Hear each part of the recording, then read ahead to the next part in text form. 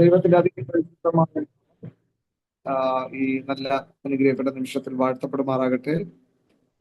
ഗീഗോൺ theological സെമിനാരിയുടെ ഈ counselling session ക്ലാസ്സിനായിട്ട് join ചെയ്തിരിക്കുന്ന എല്ലാ പ്രിയപ്പെട്ടവർക്കും, എല്ലാ കർത്തൃദാസന്മാർക്കും ക്രിസ്തയേശുവിൽ എൻ്റെ സ്നേഹവന്ദനത്തെ അറിയിക്കുന്നു. ഓക്കെ, എല്ലാവർക്കും എൻ്റെ ശബ്ദം കേൾക്കാമെന്ന് വിശ്വസിക്കുന്നു. ക്ലിയർ ആയിരുന്നുണ്ടല്ലോ? ഓക്കെ. ചിലരുടെയൊക്കെ മുഖം കാണുന്നുണ്ട്, ചിലര് ഓക്കെ വീഡിയോ ഓഫാണ്. ഓക്കെ, കഴിയുന്നിടത്തോളം നിങ്ങൾ എല്ലാവരും വീഡിയോ ഓൺ ചെയ്തിരുന്നു കഴിഞ്ഞാൽ നമുക്ക് ഫേസ് ടു ഫേസ് കണ്ട് ക്ലാസ് എടുക്കാനായിട്ട് കഴിയുമല്ലോ. ഓക്കെ, ഇനിയും ജോയിൻ ചെയ്യാനായിട്ട് അനേകരുണ്ട്, അവരും ജോയിൻ ചെയ്യുമെന്ന് വിശ്വസിക്കുന്നു. ഓക്കെ, ദൈവമായ കർത്താവ് നമ്മെ എല്ലാ രീതികളിലും അനുഗ്രഹിക്കുമാറാകട്ടെ. ഓക്കെ, നമ്മൾ കഴിഞ്ഞ ക്ലാസ്സിന് പഠിച്ചു നിർത്തിയത് ആർക്കെങ്കിലും ഓർമ്മ ഉണ്ടോ? ക്രൈസിസ് കൗൺസിലിംഗിന്റെ ലക്ഷ്യങ്ങൾ വരെ പഠിച്ച 5 പോയിന്റ്. ലക്ഷ്യങ്ങൾ അത് കഴിഞ്ഞും പഠിച്ചില്ലായിരുന്നോ? ഇല്ല, അതുകൊണ്ട് നിർത്തി. ക്രൈസിസ് കൗൺസിലിംഗിന്റെ ഇന്റർവെൻഷൻ പഠിച്ചില്ലായിരുന്നോ? പഠിച്ചായിരുന്നു. അതെ അതെ അതെ, അതിന്റെ ലക്ഷ്യങ്ങളാ ഇന്റർവെൻഷൻ. കൗൺസിലിംഗിന്റെ ലക്ഷ്യങ്ങൾ, ഘടകങ്ങൾ നമ്മൾ പഠിച്ചു. അത് കഴിഞ്ഞിട്ട് ക്രൈസിസ് കൗൺസിലിംഗിന്റെ അല്ലെങ്കിൽ ക്രൈസിസ് ഇന്റർവെൻഷൻ ടെക്നിക്സ്, പ്രതിസന്ധി ഇടപെടൽ സാങ്കേതിക വിദ്യ, അതാണ് അതില് അതെ 4 പ്രധാന ഘടകങ്ങൾ ആയിട്ട് വിഭജിച്ചിരിക്കുന്നു അല്ലേ? 1 സാഹചര്യം വിലയിരുത്തുക, 2 ബോധവൽക്കരിക്കുക, അതൊക്കെയാണല്ലേ?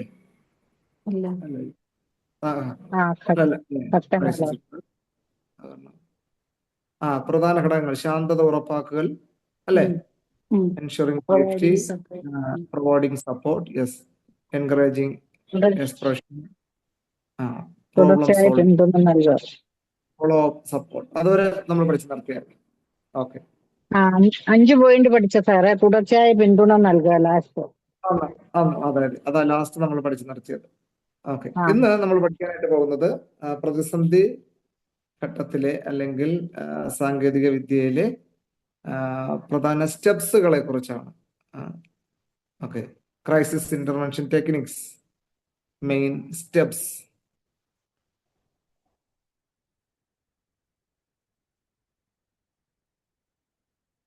പ്രതിസന്ധി ഇടപെടൽ സാങ്കേതിക വിദ്യയുടെ പ്രധാന പടികൾ അല്ലെങ്കിൽ steps. Crisis intervention techniques, main steps. Okay, അതില് ചില പോയിന്റുകളാണ് നമ്മൾ ഇന്ന് പഠിക്കാനായിട്ട് പോകുന്നത്. അതിൽ ഒന്നാമത്തെ പോയിന്റ് എന്ന് പറയുന്നത് ക്രൈസിസ് ഇടപെടൽ സാങ്കേതിക വിദ്യയുടെ ഒന്നാമത്തെ പോയിന്റ് എന്ന് പറയുന്നത് ഇനിഷ്യൽ അസസ്മെന്റ് എന്നാണ്. ഇനിഷ്യൽ അസസ്മെന്റ് അല്ലെങ്കിൽ ആദ്യഘട്ട വിലയിരുത്തൽ.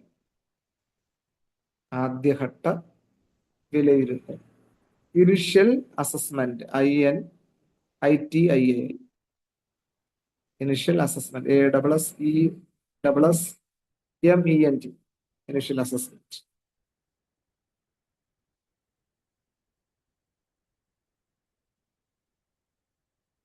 പ്രതിസന്ധി ഇടപെടൽ സാങ്കേതിക വിദ്യയുടെ ഒന്നാമത്തെ സ്റ്റെപ്സ് എന്ന് പറയുന്നത് അല്ലെങ്കിൽ ആദ്യഘട്ട വിലയിരുത്തൽ എന്നുള്ളതാണ്. ഇനിഷ്യൽ അസസ്മെന്റ് എന്നുള്ളത്. ഈ ഇനിഷ്യൽ അസസ്മെന്റ് എന്നതുകൊണ്ട് ഉദ്ദേശിക്കുന്നത് സംഭവത്തിന്റെ തീവ്രതയും വ്യക്തിയുടെ മാനസിക അവസ്ഥയും മനസ്സിലാക്കുക എന്നുള്ളതാണ് ഈ ഇനിഷ്യൽ അസസ്മെന്റിലൂടെ ഉദ്ദേശിക്കുന്ന കാര്യം എന്ന് പറയുന്നത്. പ്രതിസന്ധി ഉണ്ടായ സംഭവത്തിന്റെ തീവ്രതയും വ്യക്തിയുടെ മാനസിക അവസ്ഥയും മനസ്സിലാക്കുക എന്നുള്ളതാണ്. അപ്പോൾ ഒരു പ്രതിസന്ധി നേരിട്ട് കഴിഞ്ഞാൽ ആ പ്രതിസന്ധിയുടെ ആഴം അല്ലെങ്കിൽ അതിൻ്റെതായിട്ടുള്ള തീവ്രത എത്രയാണെന്ന് മനസ്സിലാക്കുക. അതിനനുസരിച്ചായിരിക്കും ആ വ്യക്തിയിൽ ഉണ്ടാകുന്ന അല്ലെങ്കിൽ ആ പ്രതിസന്ധി അനുഭവിച്ച അല്ലെങ്കിൽ അനുഭവിക്കുന്ന വ്യക്തിയുടെ മാനസിക അവസ്ഥ എന്ന് പറയുന്നത് അല്ലെ. ചില അപകടങ്ങൾ നമ്മൾ യാത്ര ചെയ്യുമ്പോൾ കണ്ടു കഴിഞ്ഞാൽ, വാഹനങ്ങൾ ഇടിച്ചു കിടക്കുന്ന കണ്ടു കഴിഞ്ഞാൽ നമ്മൾ വിചാരിക്കും ഇതിനകത്തിരുന്ന ഒരാൾ പോലും രക്ഷപ്പെട്ട് കാണത്തില്ലെന്നല്ലേ. പക്ഷേ നമ്മൾ അന്വേഷിക്കുമ്പോൾ അത്ഭുതകരമായിട്ട് ജീവന ദോഷമില്ലാതെയൊക്കെ രക്ഷപ്പെട്ടതായിട്ട് നമുക്ക് കാണാനായിട്ട് കഴിയുന്നുണ്ട്. ഓക്കെ. അപ്പോ അതാണ് ഒന്നാമത്തെ ഘട്ടം എന്ന് പറയുന്നത്, ആദ്യഘട്ട വിലയിരുത്തൽ എന്നുള്ളതാണ്. Okay, initial assessment. ഓക്കെ, ഞാൻ ഒന്നുകൂടെ ആ പോയിന്റ് പറയാം. ഇന്ന് നമ്മൾ പഠിക്കാനായിട്ട് പോകുന്നത് ക്രൈസിസ് ഇന്റർവെൻഷൻ ടെക്നിക്സിലെ മെയിൻ സ്റ്റെപ്സിനെ കുറിച്ചാണ്. പ്രതിസന്ധി ഇടപെടൽ സാങ്കേതിക വിദ്യയുടെ ചില സ്റ്റെപ്സുകളെ കുറിച്ചാണ് നമ്മൾ ഇന്ന് പഠിക്കാനായിട്ട് പോകുന്നത്. അതിന്റെ ഒന്നാമത്തെ പോയിന്റ് ആണ് നമ്മളിപ്പോ പറഞ്ഞത്, ഇനിഷ്യൽ അസസ്മെന്റ് അല്ലെങ്കിൽ ആദ്യഘട്ട വിലയിരുത്തൽ. ആദ്യഘട്ട വിലയിരുത്തൽ.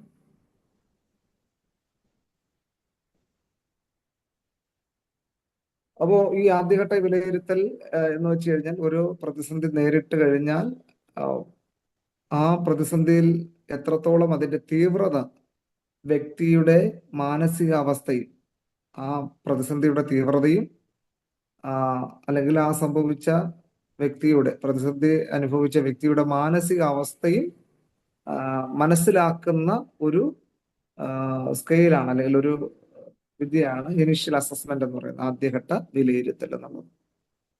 അപ്പൊ രണ്ടാമത്തെ പോയിന്റ് എന്ന് പറയുന്നത് അതും സുരക്ഷ ഉറപ്പാക്കുക എന്നുള്ളതാണ്. Ensure safety. എൻഷ്യൂർ സേഫ്റ്റി, സുരക്ഷ ഉറപ്പാക്കുക.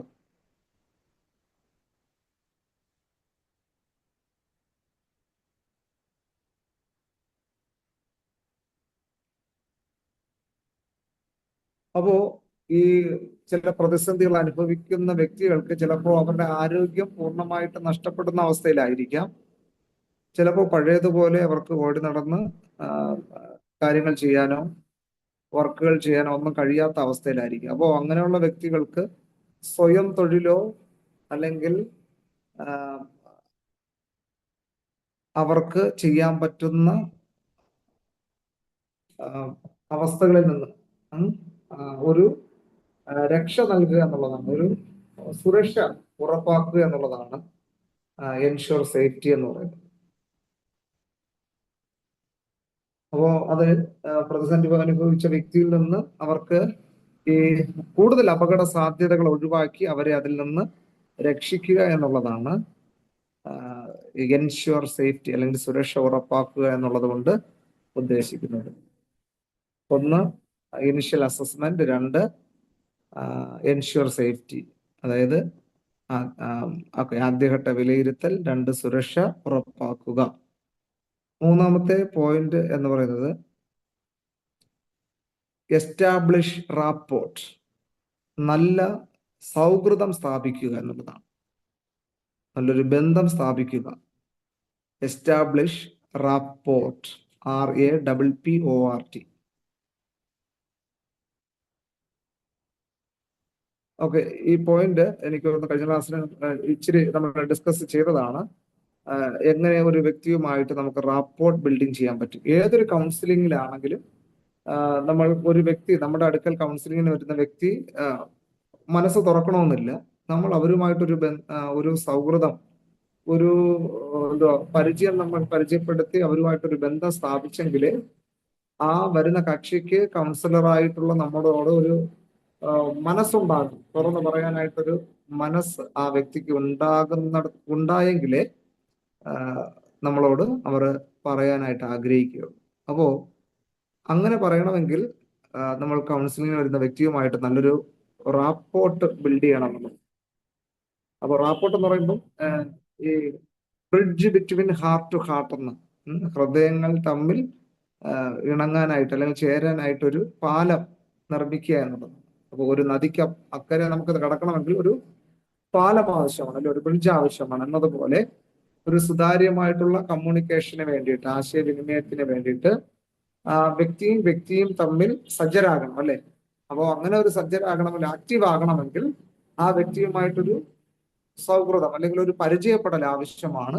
അത് കൗൺസിലിംഗിൽ ഏറ്റവും പ്രധാനമായിട്ടുള്ള ഒരു ഘടകമാണ് ബിൽഡിംഗ് റാപ്പോർട്ട്. അപ്പൊ ഇതെങ്ങനെ സ്ഥാപിക്കാനായിട്ട് കഴിയും? സഹാനുഭൂതിയോടെയും വിമർശന രഹിതമായ സമീപനത്തിലൂടെയും അവരുടെ വിശ്വാസം വർദ്ധിപ്പിക്കുക. സഹാനുഭൂതിയോടെയും വിമർശനരഹിതമായ സമീപനത്തിലൂടെയും. അപ്പോൾ വ്യക്തികൾ പറയുന്ന കാര്യങ്ങൾ വളരെ ഗൗരവപൂർവം അതിൻ്റെതായ ഇമോഷനിലോടുകൂടെ തന്നെ നമ്മൾ അംഗീകരിച്ചു കഴിഞ്ഞാൽ, അതായത് കക്ഷി ഒരു പെയിൻഫുൾ എക്സ്പീരിയൻസ് നമ്മളുമായിട്ട് ഷെയർ ചെയ്യുമ്പോൾ നമ്മൾ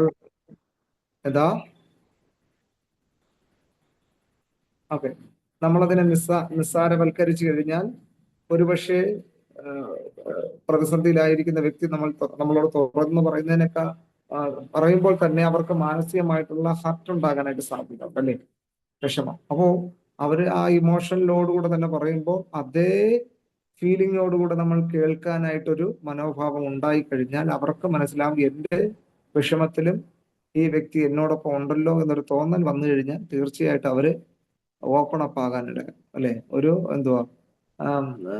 ഒന്ന് മനസ്സ് തുറക്കാനായിട്ട് ഇടയാകുമെന്നുള്ളത്. ഓക്കെ, അപ്പോൾ ഈ റാപ്പോർട്ട് ബിൽഡിംഗ്, എസ്റ്റാബ്ലിഷിംഗ് റാപ്പോർട്ട്, അത് സഹാനുഭൂതിയോടെയും വിമർശനരഹിതമായ സമീപനത്തിലൂടെയും വിശ്വാസം വർദ്ധിപ്പിക്കും. അവർ പറയുന്ന കാര്യങ്ങൾ നമ്മൾ അതേപടി അംഗീകരിച്ചില്ല എങ്കിലും വിമർശിക്കാതിരിക്കാൻ കഴിയും അല്ലെ. അപ്പോൾ ഒരുപക്ഷെ അവർ പറയുന്ന കാര്യങ്ങൾ ഓപ്പോസിറ്റ് ആയിരിക്കാം, തെറ്റായിരിക്കാം, പക്ഷെ പറയുന്ന കാര്യങ്ങൾ അത് കറക്റ്റ് ചെയ്യാൻ അവര് റബീഖിനെ കൺസ്ട്രക്റ്റീവ് വേസിൽ നമ്മൾ അവരെ എന്ത് ചെയ്യണം, ഉപദേശിക്കണമെന്നാണ്. അപ്പോൾ പല രീതിയിൽ നമുക്ക് റാപ്പോർട്ട് ബിൽഡ് ചെയ്യാനായിട്ട് കഴിയും. അവരെ ഒരു കാഷ്വൽ ടോക്കിലൂടെ, ഒരു പുഞ്ചിരിയിലൂടെ, ഒന്ന് അവരെ വിഷ് ചെയ്യുന്നതിലൂടെ, അല്ലെങ്കിൽ ജനറൽ ആയിട്ടുള്ള കാര്യങ്ങൾ അവരോട് ചോദിക്കുന്നതിലൂടെ. ചിലപ്പോൾ അവർ ഇട്ടുകൊണ്ട് വന്ന ഡ്രസ്സ് നല്ലതായിരിക്കും, നമുക്ക് അവരെ അഭിനന്ദിക്കാം. ഈ ഡ്രസ്സ് നിങ്ങൾ ഇട്ടപ്പോൾ നിങ്ങൾക്ക് നന്നായിട്ട് ചേരുന്നുണ്ട് അല്ലെ. ചിലർ പറയും അല്ലേ, ഈ ഡ്രസ്സ് നന്നായിരിക്കുന്നു എന്ന് പറഞ്ഞാൽ നമ്മൾ വ്യക്തിയെ പറയത്തില്ല, വ്യക്തിയെ അപ്രീഷിയേറ്റ് ചെയ്തില്ല, ഡ്രസ്സിനെ അപ്രീഷിയേറ്റ് ചെയ്യും അല്ലേ. അപ്പോൾ ഈ ഡ്രസ്സ് നിങ്ങൾ ഇട്ടപ്പോൾ നിങ്ങൾക്ക് അത് നന്നായിരിക്കുന്നു എന്ന് പറയാം അല്ലേ. അപ്പോ അതുപോലെ തന്നെയാണ് അങ്ങനെ പല രീതിയിൽ നമുക്ക് ആ വ്യക്തിയുമായിട്ട് ഒരു ബന്ധം സ്ഥാപിക്കാനായിട്ട് കഴിയും, ഒരു ഫ്രണ്ട്ഷിപ്പ് അല്ലെങ്കിൽ സ്ഥാപിക്കാനായിട്ട് ഇടയാകുമെങ്കിൽ മാത്രമേ നമുക്ക് ആ ഒരു രീതിയിലേക്ക് അവരെ ഹെൽപ്പ് ചെയ്യാനായിട്ട് കഴിയൂ എന്നുള്ളതാണ്. അപ്പോൾ എസ്റ്റാബ്ലിഷിംഗ് റാപ്പോർട്ട്, മൂന്നാമത്തെ പോയിന്റ്. നല്ല ബന്ധം സ്ഥാപിക്കുക, അത് രണ്ട് രീതിയിൽ പ്രധാനമായിട്ട് പറഞ്ഞിരിക്കുന്നു. സഹാനുഭൂതിയോടെയും വിമർശനരഹിതമായ സമീപനത്തിലൂടെയും പ്രതിസന്ധി അനുഭവിക്കുന്നവരുടെ വിശ്വാസം നമുക്ക് വർദ്ധിപ്പിക്കാനായിട്ട് കഴിയുമെന്നുള്ളതാണ്. നാലാമത്തെ പോയിന്റ്, പ്രധാന പ്രശ്നങ്ങൾ തിരിച്ചറിയുക. Identify major problems. Identify major problems.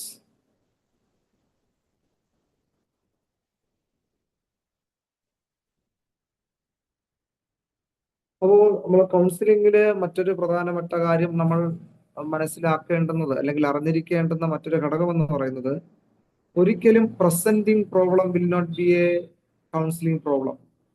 വ്യക്തി പറയുന്ന ഒരു പ്രശ്നമായിരിക്കത്തില്ല യഥാർത്ഥത്തിൽ കൗൺസിലിംഗ് ചെയ്യേണ്ടത് അല്ലെ.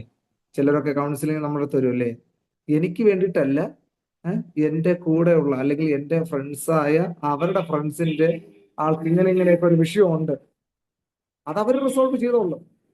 അവർക്ക് വിഷയം ഉണ്ടെങ്കിൽ നമുക്ക് തന്നെ അല്ലേ, എങ്ങനെയൊക്കെ പറഞ്ഞു തരും അല്ലേ. അപ്പോൾ അല്ലെങ്കിൽ നമ്മുടെ അല്ലാത്ത വിഷയമായിട്ട് വരും.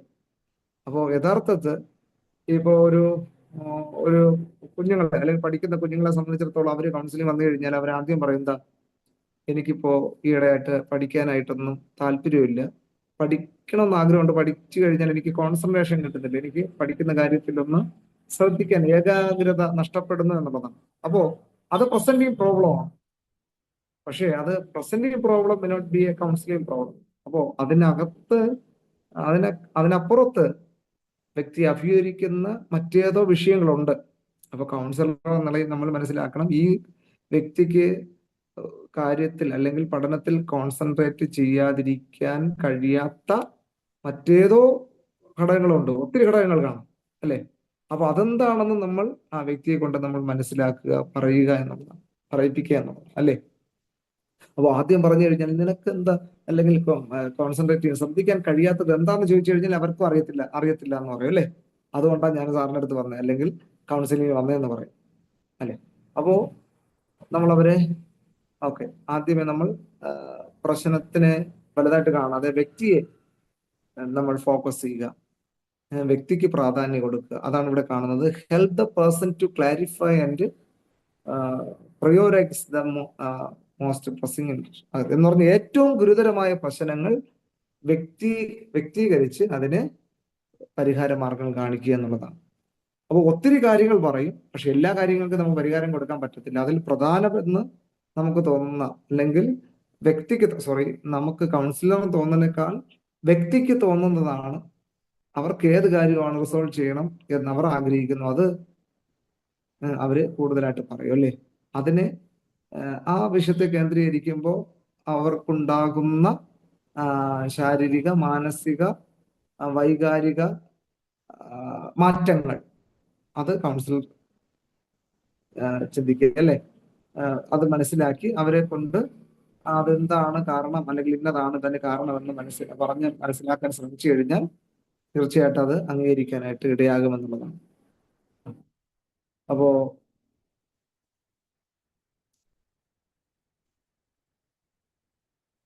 ഐഡന്റിഫൈ പറയുമ്പോൾ പ്രധാന പ്രശ്നങ്ങൾ തിരിച്ചറിയുക എന്നുള്ളതാണ്. അതിൽ ഏറ്റവും ഗുരുതരമായ പ്രശ്നങ്ങൾ അതിനെ വ്യക്തീകരിച്ച് അതിന് പരിഹാര മാർഗങ്ങൾ കാണിക്കുക എന്നുള്ളതാണ്.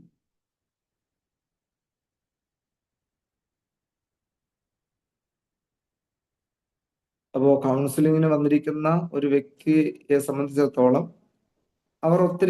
അവർ സ്വയമേ ചിന്തിക്കുകയാണ്, ഞാൻ ഒത്തിരി പ്രശ്നക്കാരനാണ്, അല്ലെങ്കിൽ എനിക്ക് എന്തൊക്കെ പ്രശ്നമുണ്ട് എന്നുള്ള ചിന്തയോടും മറ്റുള്ളവരുടെ ആ ഒരു സാക്ഷ്യത്തോടു കൂടിയാണ് വന്നിരിക്കുന്നത് അല്ലേ.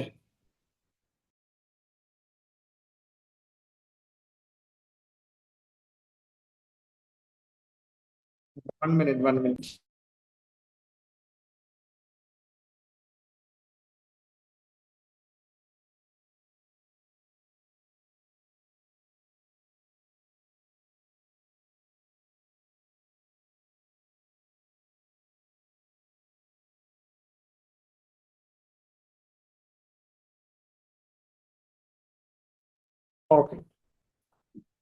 ഓക്കെ, അപ്പോ അഞ്ചാമത്തെ point, okay, identify major problems.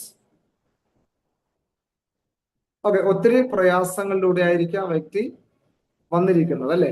അപ്പോ ആ വ്യക്തിയോട് നമ്മൾ കൗൺസിലിംഗ് ചെയ്യുമ്പോൾ പറയേണ്ട ഒരു കാര്യമാണ്, അല്ലെങ്കിൽ നിങ്ങൾ അനുഭവിക്കുന്ന, അല്ലെങ്കിൽ നിങ്ങൾക്ക് ഏത് വിധത്തിലുള്ള സഹായമാണ് നിങ്ങൾ എന്നിൽ നിന്ന് പ്രതീക്ഷിക്കുന്നത്, അല്ലെങ്കിൽ താങ്കളെ ഞാൻ ഏത് വിധത്തിലാണ് സഹായിക്കേണ്ടത് എന്ന് നമുക്ക് ചോദിക്കാം അല്ലേ. ഡയറക്റ്റ് നിങ്ങളുടെ പ്രശ്നം എന്താ എന്ന് ചോദിക്കുന്നതിനേക്കാൾ വാട്ട് ഈസ് യുവർ പ്രോബ്ലം എന്ന് ചോദിച്ചു കഴിഞ്ഞാൽ അല്ലെ നമുക്ക് അത് ഇഷ്ടപ്പെടുമോ? ഇല്ലല്ലേ. നമ്മൾ പ്രോബ്ലത്തിലൂടെ പോകുന്ന അല്ലെ, പ്രശ്നക്കാരാണ് അല്ലെങ്കിൽ പ്രശ്നത്തിലുള്ള വ്യക്തിയാണെന്ന് നമുക്കറിയാം. പക്ഷെ ഒരാള് പെട്ടെന്ന് ചോദിക്കുകയാണ്, നമ്മളൊരു സഹായത്തിന് വേണ്ടി എന്തോ നിങ്ങളുടെ പ്രശ്നം എന്ന് ചോദിച്ചു കഴിഞ്ഞാൽ നമുക്കത് ഇച്ചിരിയുടെ വേദന ഉണ്ടാവും അല്ലേ. അപ്പോ ഒരു കൗൺസിലർ ആ വാക്ക് ഉപയോഗിക്കാൻ പാടില്ല, പ്രശ്നം അല്ലെങ്കിൽ പ്രോബ്ലം എന്നുള്ള വാക്ക്. അപ്പൊ നിങ്ങൾ ഏത് വിധത്തിലാണ് ഹെൽപ്പ് ചെയ്യേണ്ടത്? യേശുക്രിസ്തു നല്ലൊരു കൗൺസിലർ ആയിരുന്നു അല്ലേ. അത് നമുക്ക് സുവിശേഷങ്ങൾ വായിക്കും മനസ്സിലാക്കും അല്ലെ. ഞാൻ നിനക്ക് എന്ത് ചെയ്തു തരണമെന്ന് നീ ഇച്ഛിക്കുന്നു അല്ലെ. കർത്താവ് പലപ്പോഴും കർത്താവിന്റെ അടുക്കൽ വന്ന വ്യക്തികളെ അവരുടെ ഹിതം മനസ്സിലാക്കിയിട്ടായിരുന്നു അല്ലെ.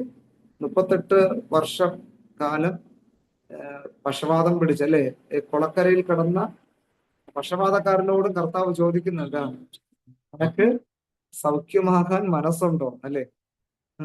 നമ്മൾ ചിന്തിക്കുന്നത് എന്തോ ചോദ്യമാണ് അല്ലേ. 38 വർഷമായി. ഓക്കെ, പാസ്റ്റർമാരൊക്കെ പ്രസംഗിക്കുമ്പോൾ പറയും അല്ലേ, ഒരുപക്ഷെ യേശുക്രിസ്തുവിനേക്കാൾ പ്രായമുള്ള രോഗം പുള്ളിക്കുണ്ട് അല്ലേ. അപ്പോ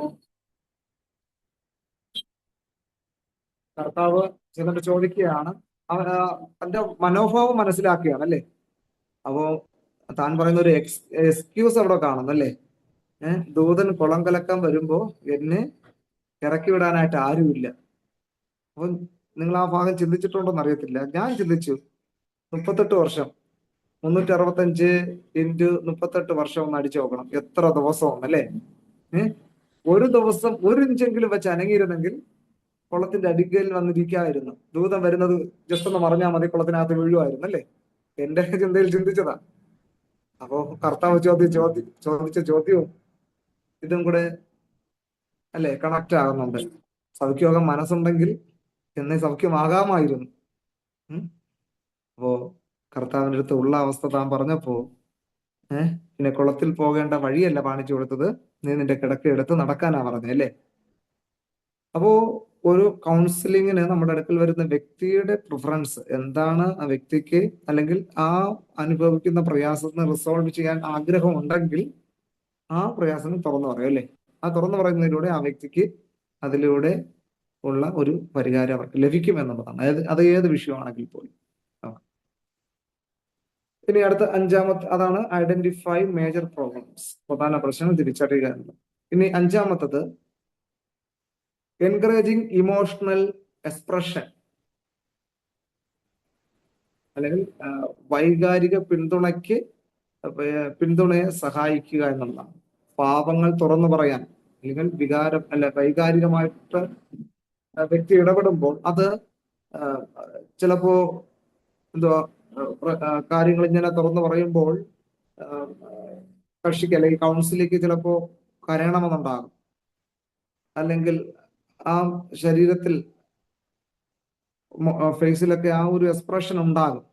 അപ്പോ നമ്മളത് ഒരു അലസതയോടെയോ അല്ലെങ്കിൽ ഒരു ആ ഇമോഷൻ മനസ്സിലാക്കാതെ നമ്മൾ ഇരുന്നു കഴിഞ്ഞാൽ വ്യക്തിക്ക് തന്നെ അത് ആ ഇമോഷൻ കൺട്രോൾ ചെയ്യാനായിട്ട് അവർ ശ്രമിക്കും അല്ലേ? അതിനെ പിടിച്ചമർത്താനായിട്ട് ശ്രമിക്കും. പക്ഷെ ഇമോഷൻസ് നമ്മൾ എക്സ്പ്രസ് ചെയ്യേണ്ടതാണ്, അതേസമയം നമ്മൾ അത് കൺട്രോൾ ചെയ്യേണ്ടതാണ്. അത് ഇമോഷണൽ മെച്യൂരിറ്റി അല്ലെ? ഇമോഷണൽ മെച്യൂരിറ്റി എന്ന് പറയുന്നത്. അപ്പോ encouraging emotional expression, right? Doubt ഉണ്ട്? ആരെങ്കിലും ചോദിക്കാമെന്നാണോ? ഇമോഷണൽ എക്സ്പ്രഷൻ, പാപങ്ങൾ തുറന്നു പറയാൻ സഹായിക്കുക. അപ്പോ അങ്ങനെ ഒരു വ്യക്തി വികാരങ്ങളാണോ? വികാരങ്ങൾ, അതായത് സങ്കടവും കരച്ചിലും ഇങ്ങനെയൊക്കെയുള്ള കാര്യങ്ങൾ. അതെ, അത് പ്രകടിപ്പിക്കാനായിട്ട്, അത് പ്രദർശിപ്പിക്കാനായിട്ടൊരു അവസരം നമ്മൾ ഒരുക്കി കൊടുക്കുക എന്നുള്ളതാണ്. അപ്പോ ആ ഇമോഷണൽ എക്സ്പ്രഷൻ ഉണ്ടാകുമ്പോൾ ഒരു റിലീഫ് അവർക്കുണ്ടാകും. അത് സപ്രസ് ചെയ്ത് കഴിഞ്ഞാൽ വീണ്ടും ആ വിങ്ങൽ ഹൃദയത്തിൽ. അല്ല, അത് ഒരു അനുഭവം, എനിക്കൊരു അനുഭവം പറയാൻ കഴിയും. നമ്മളിവിടെ ഒരു ഫാമിലി 4 പേര്, അതായത് അപ്പനും അമ്മയും ഒരു മോനും മകളുമായിട്ട് വന്നു. സത്യം പറഞ്ഞാൽ ഒരു 1/2 മണിക്കൂറോളം അവരുടെ വീട്ടിൽ അവർ സംസാരിക്കുന്നതും ദേഷ്യപ്പെടുന്നതും ഈ വിഷയങ്ങൾ പരസ്പരം കെട്ടിപ്പിടിച്ച് അങ്ങോട്ടും ഇങ്ങോട്ടും മാപ്പ് ചോദിച്ച് കരച്ചിലായിരുന്നു. 1/2 മണിക്കൂറോളം, 1/2 മണിക്കൂറിലേറെ ഉണ്ടായിരുന്നു തോന്നുന്നത്. ഓക്കെ, അത് കൗൺസിലിംഗ് കഴിഞ്ഞ ശേഷമാണോ അതോ കൗൺസിലിംഗ് നടന്നുകൊണ്ടിരുന്ന ടൈമിലാണോ?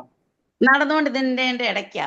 നമ്മളിങ്ങനെ കാര്യങ്ങൾ സംസാരിച്ച് ഇവിടെ പ്രശ്നങ്ങൾ സംസാരിച്ചുകൊണ്ടിരിക്കുന്നതിനിടയ്ക്ക് തന്നെയാണ് ഈ കാര്യങ്ങൾ ഇവരങ്ങോട്ടും ഇങ്ങോട്ടും സമാധാനമില്ലാതെ സംസാരിക്കുന്നതും അങ്ങോട്ടും ഇങ്ങോട്ടും പറയുന്ന ഭാഷകളും വാക്കുകളും ഒക്കെ അങ്ങനെ പുറത്തോട്ട് വന്നത് ആ ടൈമിലാണ്. ഓക്കെ.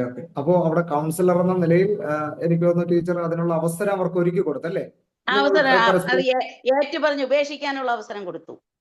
Very good. അതാ തീർച്ചയായിട്ടും വേണ്ടിയത്. അപ്പോ പല പ്രശ്നങ്ങൾക്കും കാരണം എന്ന് പറയുന്നത് നമുക്ക് നമ്മൾ മനസ്സിലെങ്ങനെ പറയും അല്ലേ, ഇത്രയും പറഞ്ഞിട്ട് എനിക്ക് 2 പറയാൻ പറ്റിയില്ലല്ലോ എന്നുള്ളതാണ് വേദന. അല്ലാതെ അവര് നമ്മെ പറഞ്ഞതല്ല നമുക്കുള്ള വിഷയം, എനിക്ക് തിരിച്ച് 2 പറയാൻ പറ്റിയില്ലല്ലോ എന്നുള്ളതാണ് അല്ലേ? അപ്പോ ഈ ചില വിഷയങ്ങൾ നമ്മൾ ആരോടാണെങ്കിലും ന്യായം ഉള്ള കാര്യമാണെങ്കിൽ അല്ലേ, നമ്മുടെ കേരള കൾച്ചർ അനുസരിച്ച് എന്തോ തിരുവായിക്ക് എതിർവായില്ലെന്നോ അങ്ങനെയൊക്കെ പറയും അല്ലേ? എന്ന് പറഞ്ഞാൽ മൂത്തവർ എന്ത് പറഞ്ഞോ അത് തന്നെ, അത് തെറ്റാണെങ്കിലും ശരിയാണെങ്കിലും നമ്മൾ അതിനെതിരെ പറയാൻ പാടില്ല എന്നുള്ളത് അല്ലേ? പക്ഷെ ചില കാര്യങ്ങളെ സംബന്ധിച്ചിടത്തോളം എന്തുവാ കുഞ്ഞുങ്ങളെ അല്ലെങ്കിൽ അവരെ ഇൻഡിപെൻഡന്റ് ആക്കുക. ഡിപ്പെൻഡ് ആകുന്ന ടൈം ഉണ്ടല്ലേ, മാതാപിതാക്കളെ ആശ്രയിക്കുന്ന ഒരു ടൈമുണ്ട്. അത് തീർച്ചയായിട്ടും അവർക്ക് അവരെ ആശ്രയം കൊടുക്കണം. ഹെൽപ്പ് പേരൻസ് എന്ന നിലയിൽ തീർച്ചയായിട്ടും കുഞ്ഞുങ്ങൾക്ക് നൽകണം അല്ലേ. പിന്നെ അവർ ഇൻഡിപെൻഡന്റ് ആകുമ്പോൾ വീണ്ടും ഞങ്ങളോട് പറഞ്ഞിട്ടേ പുറത്തു പോകാവൂ, ഞങ്ങളോട് പറഞ്ഞിട്ടേ വരാവൂ എന്നൊക്കെയുള്ള ചിന്തകൾ കൂടുതൽ നമ്മൾ കൺട്രോൾ വയ്ക്കുമ്പോഴാണ് അവിടെ പ്രശ്നങ്ങൾ ഉണ്ടാകുന്നത് അല്ലേ. അവിടെ പേരൻസിനെ അംഗീകരിക്കുകയോ അല്ലെങ്കിൽ അവര് ഉപേക്ഷിച്ച് പോവുകയോ എന്നുള്ള തെറ്റിദ്ധാരണകൾ ഉണ്ടാകും. ഓക്കെ, ഇപ്പോ ഓക്കെ, എന്തായാലും ഈ കൗൺസിലിംഗ് പഠിക്കുന്നവർ തന്നെ ആ കൗൺസിലിംഗ് ചെയ്യുന്നത് അറിഞ്ഞത് കൊണ്ട് വളരെ സന്തോഷം. അപ്പൊ നിങ്ങൾക്കത് ആ പ്രാക്ടിക്കൽ നിങ്ങൾക്കത് ലഭിക്കുമെന്നുള്ളതാണ്. ഓക്കെ, ടീച്ചറെ സംബന്ധിച്ചപ്പോൾ ഞാൻ വ്യക്തിപരമായിട്ട് ടീച്ചറോട് സംസാരിച്ചിട്ടുണ്ട്. ഒത്തിരി കാര്യങ്ങൾ ഇതുപോലെ ഇടപെട്ടിട്ടുണ്ട്. ഒത്തിരി കാര്യങ്ങൾ റിസോൾവ് ചെയ്യാനായിട്ട് ടീച്ചറിന് കഴിഞ്ഞു എന്നുള്ളത് കേൾക്കാനായിട്ട് ഇടയാം. ഓക്കെ, അപ്പോൾ ഞാൻ തന്നെ പറഞ്ഞു, ഇതുപോലെ അനുഭവങ്ങൾ പഠിപ്പിച്ചു വരുമ്പോൾ എന്തെങ്കിലും വരുവാണെങ്കിൽ നിങ്ങൾക്കും സ്വാതന്ത്ര്യമുണ്ട്. ഇങ്ങനെ ക്ലാസ് എടുത്ത് വരുമ്പോൾ തത്തുല്യമായിട്ടുള്ള അനുഭവങ്ങൾ ആർക്കെങ്കിലും നിങ്ങളുടെ കൗൺസിലിങ്ങിലോ അല്ലെങ്കിൽ നിങ്ങളുടെ സംസാരത്തിലോ ഒക്കെ ഉണ്ടായിട്ടുണ്ടെങ്കിൽ അത് തീർച്ചയായിട്ടും പറഞ്ഞു കഴിഞ്ഞാൽ നമ്മുടെ ക്ലാസ്സിന് അത് വളരെ പ്രചോദനമാകും എന്നുള്ളത്. Okay, thank you. അത് പറഞ്ഞത് തീർച്ചയായും താങ്ക് യു. ഓക്കെ, ഞാന് കോട്ടയത്താണ് കൗൺസിലിങ്ങിന്റെ കോഴ്സ് പഠിച്ചത്. അപ്പോ ഞങ്ങളെ ക്ലാസ് കഴിഞ്ഞിട്ട് ഉച്ചയ്ക്ക് ശേഷം പഠിച്ചുകൊണ്ടിരിക്കുന്ന ടൈമിൽ തന്നെ നമ്മളെ പ്രാക്ടിക്കൽ കൊണ്ടുപോയിരുന്നു. അപ്പോ എല്ലാ ദിവസവും ഉച്ചയ്ക്ക് ശേഷം നമ്മുടെ ആ പരിസരത്തുള്ള സ്കൂളുകളിലൊക്കെ കൗൺസിലിംഗ് കൊണ്ടുപോകും. അപ്പോൾ കൗൺസിലിംഗ് അവിടെ പോകുമ്പോൾ നമുക്ക് ആദ്യമായിട്ട് കൗൺസിലിംഗ് ചെയ്യേണ്ടുന്ന ചെറിയ ചെറിയ ടെക്നിക്സ് ഒക്കെ അച്ഛന്മാര് പറഞ്ഞിട്ടുണ്ടായിരുന്നു. ഓക്കെ, അതിന്റെ അടിസ്ഥാനത്തിലാണ് നമ്മൾ കൗൺസിലിംഗ് ചെയ്യാനായിട്ട് പോയത്. അങ്ങനെ കുറെ കൗൺസിലിങ്ങിന് പോയി. അപ്പോ അവിടെ പോകുമ്പോൾ കുഞ്ഞുങ്ങളൊക്കെ വരിയായിട്ട് വന്ന് നിൽക്കും. ഓക്കെ, അപ്പോ നമ്മൾ ചോദിക്കും, നിങ്ങൾ എന്താണ് ഇവിടെ ഞങ്ങളുടെ അടുത്ത് വരാൻ കാരണം? നിങ്ങൾക്ക് എന്തെങ്കിലും പറയണമെന്നുണ്ടോ? അല്ലെങ്കിൽ കൗൺസിലിംഗ് എന്നോ? എനിക്കൊരു പ്രശ്നവുമില്ല. കുഞ്ഞുങ്ങൾ വിചാരിക്കും കൗൺസിലിംഗ് എന്ന് പറയുന്നത് മാനസികമായിട്ട് വൈകല്യമുള്ള ആൾക്കാർക്ക് നൽകുന്നതാണ്. അപ്പോൾ നമ്മൾ പറയും അങ്ങനെയല്ല, കൗൺസിലിംഗിനെ കുറിച്ച് ഒരു ചെറിയൊരു എഡ്യൂക്കേഷൻ കൊടുത്തതിന് ശേഷം നമ്മൾ പറയും ജീവിതത്തിൽ അല്ലെങ്കിൽ പ്രതിസന്ധിയോ പ്രശ്നമോ ഈ ബുദ്ധിമുട്ടില്ലാത്ത ആരും തന്നെ ഭൂമിയിലില്ല. പഠിക്കുന്ന കുഞ്ഞുങ്ങളെ സംബന്ധിച്ചിടത്തോളം ചിലപ്പോൾ അവരുടെ പഠനം സംബന്ധിച്ച് അല്ലെങ്കിൽ ഏതെങ്കിലും വിഷയങ്ങൾ അവർക്ക് മനസ്സിലാകാത്തതാണോ, അല്ലെങ്കിൽ നല്ലൊരു സൗഹൃദം ലഭിക്കാത്തതായിട്ടാണോ, അല്ലെങ്കിൽ ഐഡന്റിറ്റി പ്രോബ്ലം, അങ്ങനെയൊക്കെയുള്ള കാര്യങ്ങൾ പറയും. അപ്പോൾ അവരോട് പറയും നിങ്ങൾക്ക് ഇതിലേതെങ്കിലും പറയാനായിട്ടുണ്ടോ, അല്ലെങ്കിൽ ഏതെങ്കിലും കാര്യങ്ങൾ നിങ്ങൾക്ക് പറയണമെന്നുണ്ടോ എന്ന് ചോദിക്കുമ്പോൾ ഞങ്ങൾക്കൊരു പ്രശ്നമില്ല, പിന്നെ എന്താണ് ഇങ്ങോട്ട് വരാൻ കാരണം? അത് ഞാൻ ചെയ്യാത്ത ഒരു കുറ്റം ചെയ്തു എന്ന് പറഞ്ഞ് എന്റെ അടുത്തിരുന്ന വ്യക്തി പറഞ്ഞപ്പോൾ ടീച്ചർ എന്നെ പിടിച്ച് അത് മനസ്സിലാക്കാതെ എന്നെ പിടിച്ച് പുറത്തിറക്കി. അപ്പോഴാണ് ഞങ്ങളുടെ സ്കൂളിലെ പിയൂണ് എന്ന് പറഞ്ഞ് ഞങ്ങൾ കൗൺസിലിങ്ങിന് ആൾക്കാർ വന്നിട്ടുണ്ട്.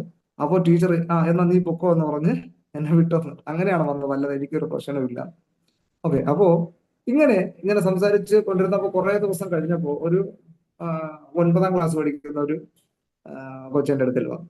ഓക്കെ, അപ്പോൾ ഇങ്ങനെ കൗൺസിലിങ്ങിനെ കുറിച്ച് ആദ്യമൊക്കെ പറഞ്ഞു, കൗൺസിലിംഗ് ഓക്കെ ഇതുള്ള കാര്യം പറഞ്ഞു. അപ്പോൾ കൗൺസിലിങ്ങിനെ കുറിച്ചൊരു അവയർനെസ് കൊടുത്തു. എന്നിട്ട് എന്തെങ്കിലും വിഷമങ്ങൾ തുറന്നു പറയണമെന്നുണ്ടെങ്കിൽ തുറന്നു പറയാനായിട്ടുള്ള അവസരമുണ്ട്. നമ്മളതിൽ സൊല്യൂഷൻ തരത്തില്ല, പക്ഷെ നിങ്ങൾ അത് തുറന്നു പറയുന്നതിലൂടെ ആ അഭിമുഖീകരിക്കുന്ന പ്രയാസത്തിൽ നിങ്ങൾക്ക് അതിൽ നിന്നൊരു സൊല്യൂഷൻ, പരിഹാരം കിട്ടും. അങ്ങനെ കിട്ടണമെന്ന ഒരു പരിഹാരം എനിക്ക് ഇന്ന വിഷയത്തിന് വേണം എന്ന ആഗ്രഹം ഉണ്ടെങ്കിൽ, അല്ലെങ്കിൽ അങ്ങനെ തോന്നുന്ന ഏതെങ്കിലും വിഷയം ഉണ്ടെങ്കിൽ അത് പറയാനായിട്ടുള്ള അവസരമുണ്ട് എന്ന് പറയും. അപ്പോൾ പറയും, എനിക്ക് ഒരു കൊച്ചു പറഞ്ഞതാണ്, എനിക്ക് വീട്ടിൽ പോയി കഴിഞ്ഞാൽ ഭയങ്കര ഭയമാണ്. പിന്നെ സ്കൂളിലിരിക്കുന്ന ടൈമേ ഉള്ളൂ ഞാൻ ചിരിക്കുന്നതും സന്തോഷിക്കുന്നതും ഒക്കെ. പക്ഷേ ഞാൻ ക്ലാസ് സമയത്തും എൻ്റെ അടുക്കൽ ഇരിക്കുന്നവരോടൊക്കെ എന്തോ തമാശകൾ പറഞ്ഞ് ചിരിക്കും. പക്ഷേ ടീച്ചർ അത് മനസ്സിലാക്കാതെ ഞാൻ കുറ്റക്കാരനെന്ന് പറഞ്ഞ് പിടിച്ച് എന്നെ പുറത്താക്കും. വീണ്ടും എനിക്ക് വീട്ടിലെ കാര്യങ്ങളൊക്കെ ഓർമ്മ വരും. അപ്പോൾ നമുക്ക് ഡയറക്റ്റ് ചോദിക്കാൻ പറ്റത്തില്ലല്ലോ വീട്ടിൽ എന്താ വിഷയമെന്ന്. അപ്പോൾ ഓക്കെ, അപ്പോ ഇങ്ങനെ പറഞ്ഞു വന്നപ്പോൾ വീട്ടിലെ തനിക്ക് സമാധാനക്കേടുണ്ടാക്കുന്ന ഒരു കാര്യം എന്ന് പറഞ്ഞാൽ അപ്പൻ മദ്യപാനിയാണ്. വൈകിട്ട് വന്നു കഴിഞ്ഞാൽ അപ്പൻ പകൽ മുഴുവനും ജോലി ചെയ്തിട്ട് വൈകിട്ട് കിട്ടുന്ന കാശിനൊക്കെ മദ്യപിച്ച് വരും. വന്നിട്ട് ആദ്യം ചെയ്യുന്നത് മമ്മിയെ ഉപദ്രവിക്കും. എന്നിട്ട് ഉപദ്രവിച്ച ശേഷം അവിടെ ഉണ്ടാക്കി വെച്ചിരിക്കുന്ന ഫുഡെല്ലാം എടുത്ത് കളയുകയും ഒരുപക്ഷെ അവർ പോലും കഴിച്ചുകൊണ്ടിരിക്കുന്ന പ്ലേറ്റ് പോലും പിടിച്ചു മേടിച്ച് കളയുമെന്ന. എന്ന് പറഞ്ഞാൽ മദ്യപിച്ചില്ലെങ്കിൽ ആൾ ഓക്കെയാണ്. അപ്പോൾ അങ്ങനെ ഇത് നിരന്തരം കണ്ടു വളർന്ന കുഞ്ഞായതുകൊണ്ട് അവന് വീട്ടിൽ പോകുന്നത് തന്നെ ഭയമാണ്. അപ്പോ മമ്മിയെ തല്ലുന്നതൊക്കെ കൊണ്ട് തനിക്ക് ഭയങ്കര വിഷമവും ഒക്കെയാണ്. അപ്പോൾ ഈ വിഷമം പറയുമ്പോൾ തന്നെ ആ മുഖത്തും ആ തന്റെ ശരീരത്തിൽ ആ ഒരു ഭയം നമുക്ക് മനസ്സിലാക്കാൻ പറ്റുമല്ലോ. അപ്പോൾ 1-2 ആഴ്ച ഞാൻ കൗൺസിലിംഗ് ചെയ്തു. അവന് ഇച്ചിരി നോർമലായ ശേഷം ഓക്കെ ഞാൻ പറഞ്ഞു, പുള്ളി പലപ്പോഴും കൗൺസിലിംഗ് സെഷനിൽ പറഞ്ഞതാണ്, ഞാൻ ഒരുപക്ഷെ എനിക്ക് പ്രതികരിക്കാൻ പറ്റാത്ത ഒരു വിങ്ങനാണ് തന്റെ ഹൃദയത്തിലുണ്ടത്. ഒന്ന് തന്റെ പിതാവായിപ്പോയി, തന്റെ അപ്പനായിപ്പോയി. 2 താനൊരു ബാലനാണ്. തനിക്ക് പ്രതികരിക്കണമെന്നുണ്ടെങ്കിൽ അതിന് കഴിയാത്ത ഒരവസ്ഥയാണ്. ഓക്കെ, അതുകൊണ്ട് അമ്മയെ ഒന്ന് ഹെൽപ്പ് ചെയ്യണമെന്നുണ്ട്. അല്ലെങ്കിൽ അപ്പനിങ്ങനെ മദ്യപിച്ചിട്ട് വരുമ്പോൾ ഉപദ്രവിക്കുക കാണുമ്പോൾ അമ്മയെങ്കിലും ഒന്ന് രക്ഷപ്പെടുത്തണമെന്നുണ്ട്. പക്ഷെ അതിനുള്ള ആരോഗ്യം തനിക്കില്ല. അത് പറയുമ്പോൾ തന്നെ ദേഷ്യവും ഭയവും ഒക്കെ തന്റെ സംസാരത്തിലും എക്സ്പ്രഷനിലൊക്കെ വരും. അങ്ങനെ ഒരു ദിവസം അങ്ങനെ ഇരിക്കുമ്പോഴാണ് ഞങ്ങൾ ഗസ്റ്റാൾഡ് തെറാപ്പി പഠിച്ച ക്ലാസ് ഉണ്ട്. അപ്പൊ ഗസ്റ്റാൾഡ് തെറാപ്പി എന്നൊരു തെറാപ്പി ഉണ്ട്. അത് എംറ്റി ചെയർ ടെക്നിക്കാണ്. നമുക്ക് ഇപ്പോൾ ടീച്ചർ ഇപ്പം പറഞ്ഞതുപോലെ നമുക്ക് ഒരു കാര്യങ്ങൾ ഒരു വ്യക്തിയോട് പറയണമെങ്കിൽ നമ്മളൊരു ചെയർ, എംറ്റി ചെയർ, ഒരു ഒഴിഞ്ഞ കസേര വച്ചിട്ട് നമ്മൾ അതിൽ ഒരാൾ ഇരിക്കുന്നു എന്ന സങ്കല്പത്തോടുകൂടെ നമുക്ക് പറയാനായിട്ടുള്ള കാര്യങ്ങൾ പറയാനായിട്ടൊരു അവസരം കൗൺസിലർ കൊടുക്കും. ഓക്കെ, താങ്കൾ ഉദ്ദേശിക്കുന്ന വ്യക്തി ഇവിടെ ഇരിക്കുന്നെന്ന് വിശ്വസിക്കുക, അല്ലെങ്കിൽ ചിന്തിക്കുക, അല്ലെങ്കിൽ ആ ഒരു സങ്കല്പിച്ചതിന് ശേഷം എന്താണോ പറയാനായിട്ടുള്ളത് പറയുക. പറഞ്ഞ തീർന്ന ശേഷം ഈ പറഞ്ഞ വ്യക്തി തന്നെ ഇപ്പുറത്തെ ചെയറിൽ ഇരുന്നിട്ട് ഇത്രയും കാര്യങ്ങൾ പറയുമ്പോൾ ഈ നിങ്ങൾ സങ്കല്പിച്ച വ്യക്തി താങ്കൾ പറഞ്ഞ ഇത്രയും കാര്യങ്ങൾക്ക് എന്ത് മറുപടിയായിരിക്കും തിരിച്ചു തരുന്നത്, അല്ലെങ്കിൽ എന്ത് പ്രതികരണമായിരിക്കും തിരിച്ചു തരുന്നതെന്ന് ഈ സങ്കല്പിച്ച വ്യക്തിയുടെ ചെയറിൽ ഇരുന്നുകൊണ്ട് ഇപ്പുറത്തോട്ട് പറയണം. അപ്പോ പറയുന്നതും റെസ്പോണ്ട് ചെയ്യുന്നതൊക്കെ ഒരാളാണ്, അല്ലെ? അതൊരു സങ്കല്പത്തിലൂടെ, അതൊരു തെറാപ്പിയാണ്. അപ്പോ അങ്ങനെ ഒരു തെറാപ്പി പഠിച്ചപ്പോൾ എനിക്ക് അത് ഈ വ്യക്തിയോട് അല്ലെങ്കിൽ ഈ കുഞ്ഞിനോട് എനിക്ക് അങ്ങനെ ചെയ്യണമെന്ന് തോന്നി. പക്ഷെ എൻ്റെ ഒരു അനുഭവമാണ്. പക്ഷെ ഞാൻ അങ്ങനെ ഒരു അനുഭവം കൊടുത്തു. അപ്പോൾ ഞാൻ ചോദിച്ചു, ഒരു പക്ഷേ മോൻ ഇങ്ങനെ ഒരു റിവെഞ്ച് അല്ലെങ്കിൽ ഇങ്ങനെ പ്രതികരിക്കാൻ ഒരു അവസരം കിട്ടിക്കഴിഞ്ഞാൽ പ്രതികരിക്കുമോ? ഞാൻ തീർച്ചയായിട്ടും പ്രതികരിക്കുമെന്ന് പറഞ്ഞു. അപ്പൊ ഞാൻ പറഞ്ഞു, മോന്റെ പപ്പയാണ്, പിന്നെ മോനേക്കാല് പ്രായമുള്ള വ്യക്തിയാണ്, ആരോഗ്യമുള്ള വ്യക്തിയാണ്, പിന്നെ എങ്ങനെ, പക്ഷെ പ്രതികരിക്കാൻ അവസരം കിട്ടിയാൽ പ്രതികരിക്കുമെന്ന്. അപ്പോ ഈ ഒരു ടെക്നിക്ക് ഞാൻ ഉപയോഗിച്ചു. ഒരു ചെയറോട്, അല്ലെങ്കിൽ ആ ക്ലാസ് റൂമിലായിരുന്നു. അപ്പോൾ ഒരു ടേബിൾ ഞാൻ ഇച്ചോണ്ട് നീക്കിയിട്ടിട്ട് ഞാൻ പറഞ്ഞു, ഓക്കെ ഇതൊരു ടേബിളാണ്. അപ്പൊ ഈ ടേബിളിൽ താങ്കൾ ഉദ്ദേശിക്കുന്ന അല്ലെങ്കിൽ ആ വ്യക്തിയെ സങ്കല്പിക്കുക, ഇവിടെ ഇരിപ്പുണ്ട്, എന്റെ ഫ്രണ്ടിൽ ഇരിപ്പുണ്ട്, നിങ്ങൾക്ക് ഇമോഷൻ എക്സ്പ്രസ് ചെയ്യാനായിട്ട് ഒരു അവസരം ഞാൻ തന്നു കഴിഞ്ഞാൽ എന്തൊക്കെ ചെയ്യും? അപ്പോ ഈ മോന് പറയേണ്ടത് അപ്പനോട് പറയുകയാണ്. അപ്പോൾ അപ്പന്റെ സ്ഥാനത്ത് നിന്ന് അപ്പൻ മോനോട് പറയുന്നത് എന്തായിരിക്കുമെന്ന് സങ്കല്പിച്ച് തിരിച്ചു അങ്ങോട്ട് പറഞ്ഞ ശേഷം ഇങ്ങനെ പറയുമ്പോൾ അങ്ങ് നല്ല വഴക്കുണ്ടാകുകയാണ്. ആക്ച്വലി ഞാനും ആ കുട്ടിയും മാത്രമേ ക്ലാസ് റൂമിലുള്ളൂ. എന്നോടൊപ്പം കൗൺസിലിംഗ് വന്നവർ അപ്പുറത്തെ ക്ലാസ്സിലൊക്കെ ഇരുന്ന് കൗൺസിലിംഗ് ചെയ്യാം. അപ്പോ ആശാൻ ഇച്ചിരി ഇമോഷൻ ആയിപ്പോയി, ശബ്ദമൊക്കെ ഒന്ന് ഇച്ചിരി വലുതായിപ്പോയി. എക്സാക്ട് വഴക്ക് നടക്കുകയാണ്. സങ്കല്പത്തില് തന്റെ ശത്രുവായ അപ്പനിരിക്കുകയാണ്, മദ്യപാനിയായ അപ്പനിരിക്കുകയാണ്, സ്നേഹമുള്ള അപ്പനല്ല. അപ്പോ ഇത് പറഞ്ഞ് അങ്ങ് പ്രശ്നം ഉണ്ടാക്കുകയാണ്. അപ്പോ അപ്പൻ എന്തോ പറഞ്ഞു, മോന് സഹിക്കാൻ പറ്റില്ല, മോൻ കൈയൊക്കെ ചുരുട്ടി പിടിച്ച് വിറക്കുകയാണ്. ഞാൻ പേടിച്ചില്ല. എന്ന് പറഞ്ഞാൽ എനിക്കറിയാം ഈ ടെക്നിക്കിൽ, ഈ തെറാപ്പി, ഗസ്റ്റാൾഡ് തെറാപ്പിയിൽ ഉണ്ടാകുന്ന ആ ഒരു സിംറ്റംസ് ആണ്. അപ്പൊ ഒരു വശത്ത് ഞാൻ മനസ്സിൽ ചിരിക്കുകയാണ്. എന്ന് പറഞ്ഞാൽ ഞാൻ ആ തെറാപ്പി ചെയ്തിട്ട് സക്സസ് ആയല്ലോ എന്നൊരു ചിന്തയാണ്. പക്ഷെ ഒരു സൈഡിൽ അങ്ങനെ ചിരിക്കാൻ നമുക്ക് പറ്റത്തില്ലല്ലോ. ഓക്കെ, പക്ഷെ എന്ത് ചെയ്തു, ലാസ്റ്റില് ഓക്കെ പ്രതികരിക്കാനായിട്ടൊരു അവസരം കൊടുത്തു. അപ്പോൾ നമുക്കത് ചെയ്യാൻ പറ്റും. മോനിപ്പം എന്താ ചെയ്യണമെന്ന് തോന്നുന്നത്? അപ്പോ ഞാനൊരു കൗണ്ടിങ് കൊടുത്തു. ഞാനൊരു 10 വരെ എണ്ണം. 10 വരെ എണ്ണുന്നതിന് ശേഷം മോൻ എന്താ ചെയ്യേണ്ടതെന്ന് വെച്ചാൽ അത് ചെയ്തോളൂ. 1 2 3 5 കഴിഞ്ഞിട്ട് പിന്നെ 6 7 8 9 10 എന്ന് പറഞ്ഞതും കായ് മുറുക്കി ഡെസ്കിൽ ഒറ്റ ഇടിയ. എന്നിട്ട് ആൾ അല്പം കഴിച്ചിട്ട് ഭയങ്കരമായിട്ട് ദീർഘശ്വാസം എടുത്തിട്ട് അങ്ങ് കണ്ണൊക്കെ തുറന്നിട്ട് ഇങ്ങനെ തിരിഞ്ഞൊക്കെ നോക്കുക. എനിക്ക് മനസ്സിലായി ആൾ ഇച്ചിരി റിലീഫ് ആയിട്ടുണ്ട്. അല്പം കഴിഞ്ഞിട്ട് പുള്ളിക്കിട്ട് സ്വയം ഒരു ബോധത്തിലേക്ക് വന്നിട്ട് പറയാണ്, സാർ എന്താ സംഭവിച്ചത്, എന്തോ മനസ്സിൽ എന്തോ ഒക്കെ ഒരു ഭാരം മാറിപ്പോയതുപോലെ എനിക്ക് തോന്നുകയാണെന്നൊക്കെ തോന്നി. ഓക്കെ, അപ്പോൾ ഇതില് കൗൺസിലിംഗ് പല ടെക്നിക്സ് ഉണ്ട്, തെറാപ്പീസ് ഉണ്ട്. അത് അതിൻ്റെതായ രീതിയിൽ നമ്മൾ മനസ്സിലാക്കിയെങ്കിലേ ആ തെറാപ്പി ഉപയോഗിക്കാൻ പറ്റുള്ളൂ എന്നുള്ളത്. ഓക്കെ, അപ്പോ ഓരോ വ്യക്തിയുടെയും നമ്മൾ മനസ്സിലാക്കണം, ആദ്യം പറയുന്ന കാര്യം ആയിരിക്കത്തില്ല അവരുടെ കൗൺസിലിംഗ് പ്രോബ്ലം എന്നുള്ളത് നമ്മൾ ആദ്യമേ മനസ്സിലാക്കണം. ഓക്കെ, അപ്പോ പ്രശ്നത്തിന്റെ കാരണം കൗൺസിലർ കണ്ടെത്തുന്നത് പോലെ പ്രധാനമാണ് കൗൺസിലർ അത് മനസ്സിലാക്കുക എന്നുള്ളത്, അല്ലെ? നമ്മുടെ പ്രശ്നത്തിന്റെ കാരണം നമുക്ക് തന്നെ അറിയാം, അല്ലെ? പക്ഷെ അത് നമ്മൾ അറിയാതെ പോകുന്നതാണ് നമ്മുടെ പ്രശ്നങ്ങൾ രൂക്ഷമാകുന്നതിന്റെ കാരണം, അല്ലെ? ഒന്നിരുന്ന് ചിന്തിച്ചാൽ മതി, ഞാൻ എന്തുകൊണ്ട് അങ്ങനെ പ്രതികരിച്ചത്. ചിലപ്പോൾ നമ്മൾ സാഹചര്യങ്ങളെ പഴിയാലും, അല്ലെങ്കിൽ ഭർത്താവ് ഭാര്യയെ പഴിയാലും, ഭാര്യ ഭർത്താവിനെ പഴിയാലും, അല്ലെ? രണ്ടുപേരും കൂടെ ചേർന്ന് മക്കളെ പഴിയാലും, എടാ നീ ആയിട്ടാണ് ഇങ്ങനെ ഇതെല്ലാം പ്രശ്നം വന്നത്, അല്ലെ? നമ്മൾ സ്വയം ഇരുന്ന് ഒന്ന് ഫ്രീ ആകുമ്പോൾ ഒന്ന് ചിന്തിച്ചാൽ മതി, ആ പ്രശ്നത്തിന്റെ കാരണക്കാരൻ ഞാൻ തന്നെ ആയിരുന്നു എന്ന് മനസ്സിലാക്കും, അല്ലെ?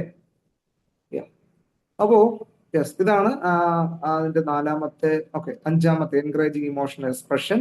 അതില് ആകുലത, ദുഃഖം, ഭയം, പക തുടങ്ങിയവ തുറന്നു പറയാൻ ആത്മവിശ്വാസം നൽകുക. അപ്പോൾ കുഞ്ഞുങ്ങളെ സംബന്ധിച്ചിടത്തോളം ഡോക്ടർ അല്ലെങ്കിൽ ആശുപത്രി എന്ന് കേൾക്കുമ്പോൾ ഭയമാണ്. എന്ന് പറഞ്ഞാൽ ചിലർക്ക് ആശുപത്രി പോകാൻ ഭയമാണ്. അപ്പൊ അത് ചോദിച്ചു വരുമ്പോൾ മനസ്സിലാവും, ഇഞ്ചക്ഷൻ വെക്കുന്നത് പേടിയാണ്, അല്ലെ? അത് വേദനയ്ക്കും. അതുകൊണ്ടാണ് ആശുപത്രി എന്ന് കേൾക്കുമ്പോൾ പേടി വരുന്നത്. അപ്പോൾ ഓരോ ഫോബിയ, ഓരോ അകാരണമായിട്ടുള്ള ഭയം ഓരോ വ്യക്തികൾക്കും കൊണ്ട് അത് മനസ്സിലാക്കണം എന്നുള്ളത്. അപ്പോൾ ഇത്രയും കാര്യങ്ങൾ തുറന്നു പറയണം. അവർ അനുഭവിക്കുന്ന ആകുലതകൾ എന്താണെന്ന് തുറന്നു പറയാനായിട്ട് അനുഭവിക്കണം. ദുഃഖം, അവരനുഭവിക്കുന്ന ദുഃഖം, ഭയം. അപ്പോൾ ചില വ്യക്തികളോട് കൗൺസിലിംഗ് ചെയ്യുമ്പോൾ നമുക്ക് മനസ്സിലാകും, അവരുടെ കുട്ടിക്കാലത്തുണ്ടായ അല്ലെങ്കിൽ കുഞ്ഞുനാളിലുണ്ടായ ദുരനുഭവങ്ങൾ, അല്ലെങ്കിൽ അവർക്ക് ഉണ്ടായിട്ടുള്ള എന്തെങ്കിലും മറക്കാൻ പറ്റാത്ത സംഭവങ്ങളായിരിക്കാം അവർ വളർന്ന ശേഷം അവരുടെ അവബോധ മനസ്സിൽ അതുണ്ടാകും. അപ്പോൾ തന്നെ ചിലർക്ക് അത് ആൾക്കൂട്ടത്തെ പേടിയാണ്, ചിലർക്ക് ഇരുട്ടിനെ ഭയമാണ്. ഇതിനെല്ലാം കാരണമുണ്ടെന്നുള്ളത്. പക്ഷെ അത് കൗൺസിലിങ്ങിലൂടെ നമുക്കത് മനസ്സിലാക്കണം, അല്ലെങ്കിൽ മനസ്സിലാക്കാനായിട്ട് ശ്രമിക്കുക. അപ്പോൾ ഒരു കൗൺസിലിനെ സംബന്ധിച്ചിടത്തോളം എൻകറേജിങ് ഇമോഷൻ, അതാണ് പ്രതിസന്ധി ഇടപെടൽ സാങ്കേതിക വിദ്യയിൽ ഉപയോഗിക്കുന്ന മറ്റൊരു സ്റ്റെപ്സ് എന്ന് പറയുന്നത്. എൻകറേജിങ് ഇമോഷണൽ എക്സ്പ്രഷൻ, ഭാവങ്ങൾ തുറന്നു പറയാനായിട്ട് വ്യക്തിയെ സഹായിക്കുക. അവരുടെ ആകുലതകൾ, ദുഃഖം, ഭയം, പക തുടങ്ങിയവ തുറന്നു പറയാൻ ഉള്ള ആത്മവിശ്വാസം നൽകുക എന്നുള്ളത്. അപ്പോ നമ്മളത് മിസ്അണ്ടർസ്റ്റാൻഡ് ചെയ്യരുത്. നമ്മളൊരു വ്യക്തിയെ അവരെ പ്രതികരിക്കാനായിട്ട് പ്രാപ്തരാക്കി തീർക്കുക എന്നുള്ളതല്ല. അതിലൂടെ ഇമോഷൻസ് അല്ലെങ്കിൽ എക്സ്പ്രഷൻ അത് പ്രദർശിപ്പിക്കുന്നതിലൂടെ അവർക്ക് ഇതാണ് ഇതിൻ്റെതായിട്ടുള്ള സത്യാവസ്ഥ എന്ന് മനസ്സിലാക്കാൻ വേണ്ടിയിട്ടുള്ള ഒരു കാര്യത്തിന് വേണ്ടിയിട്ട് മാത്രമാണ്.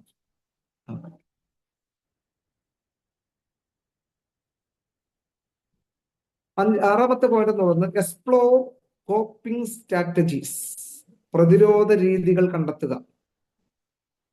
പ്രതിരോധ രീതികൾ കണ്ടെത്തുക.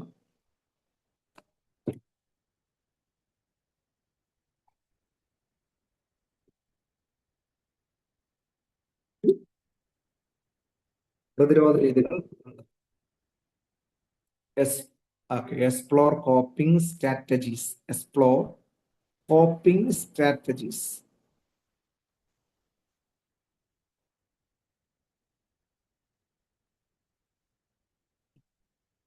ഓക്കെ, അപ്പോ സാറേ ഒരു ഒന്നുകൂടെ വ്യക്തി പറയാവോ? യെസ് ഹോപ്പിംഗ് യെസ് എന്നുള്ളതിന്റെ സ്പെല്ലിംഗ് എന്താ? ഹോപ്പി COPING ഒന്നുകൂടെ പറയാ, ഞാനൊന്ന് അങ്ങോട്ട് മാറിയത്. Explore explore explore coping strategies. പ്രതിരോധ രീതികൾ കണ്ടെത്തുക. Explore coping strategies.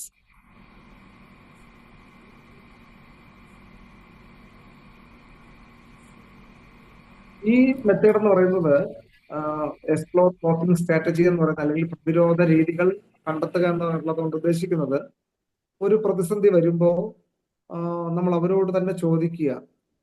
കൗൺസിലിംഗ് കഴിഞ്ഞാൽ അതിന്റെ അടുത്ത ഒരു സ്റ്റെപ്പിലേക്ക് വരുമ്പോൾ, ഈ ഒരു ഘട്ടത്തിൽ ഇതിനെക്കുറിച്ചൊരു പ്രതിവിധി താങ്കൾ ചിന്തിച്ചിട്ടുണ്ടോ, അല്ലെങ്കിൽ ഇതിലൊരു മാറ്റം എങ്ങനെ നടത്താമെന്ന് താങ്കൾ ചിന്തിച്ചിട്ടുണ്ടോ, അല്ലെങ്കിൽ ഇതുപോലുള്ള സാഹചര്യങ്ങൾ നേരത്തെ ഉണ്ടായപ്പോൾ അതിനെ എങ്ങനെയാണ് അതിജീവിച്ചത് എന്നുള്ളത് അവരോട് ചോദിക്കുക. അപ്പോൾ അങ്ങനെ ചോദിക്കുന്നതിന്റെ ഉദ്ദേശം എന്ന് പറയുന്നത്, ഈ അനുഭവിക്കുന്ന പ്രതിസന്ധിയും താങ്കൾക്ക് ഓവർകം ചെയ്യാനായിട്ട് സാധിക്കും, അല്ലെങ്കിൽ കഴിയും എന്നുള്ള ഒരു ഉറപ്പ് കൊടുക്കുക എന്നുള്ളതാണ് ഇതുകൊണ്ട് ഉദ്ദേശിക്കുന്നത്. അപ്പോൾ മുൻകാലത്തിൽ അല്ലെങ്കിൽ മുൻപ് ഉപയോഗിച്ച, അല്ലെങ്കിൽ നേരത്തെ പ്രതിസന്ധി നേരിട്ടപ്പോൾ അതിനെ അതിജീവിക്കാനായിട്ട് ഉപയോഗിച്ച പ്രതിരോധ രീതികൾ തിരിച്ചറിയാനായിട്ട് വ്യക്തിയെ സഹായിക്കുക. പിന്നെ പുതുതായിട്ട്, അല്ലെങ്കിൽ വീണ്ടും റീസെന്റ് ആയിട്ട് വരുന്ന പ്രതിസന്ധികളെ അല്ലെങ്കിൽ നേരത്തെ ഉപയോഗിച്ച കോപ്പിംഗ് സ്ട്രാറ്റജീസ് അത് അനുയോജ്യമായ രീതിയിൽ ഉപയോഗിക്കാനായിട്ട് അവരെ സജ്ജരാക്കുക. അപ്പോ ഇപ്പം ജനങ്ങളെ കാർന്നു നിന്നുകൊണ്ടിരിക്കുന്ന ഒരു രോഗമാണല്ലേ ഷുഗർ, ഡയബറ്റീസ് അല്ലേ. അപ്പോൾ ഡയബറ്റീസിന് ഓരോ വ്യക്തികൾക്കും വ്യത്യസ്തമായ ഡയബറ്റീസ് ആണ് അല്ലേ.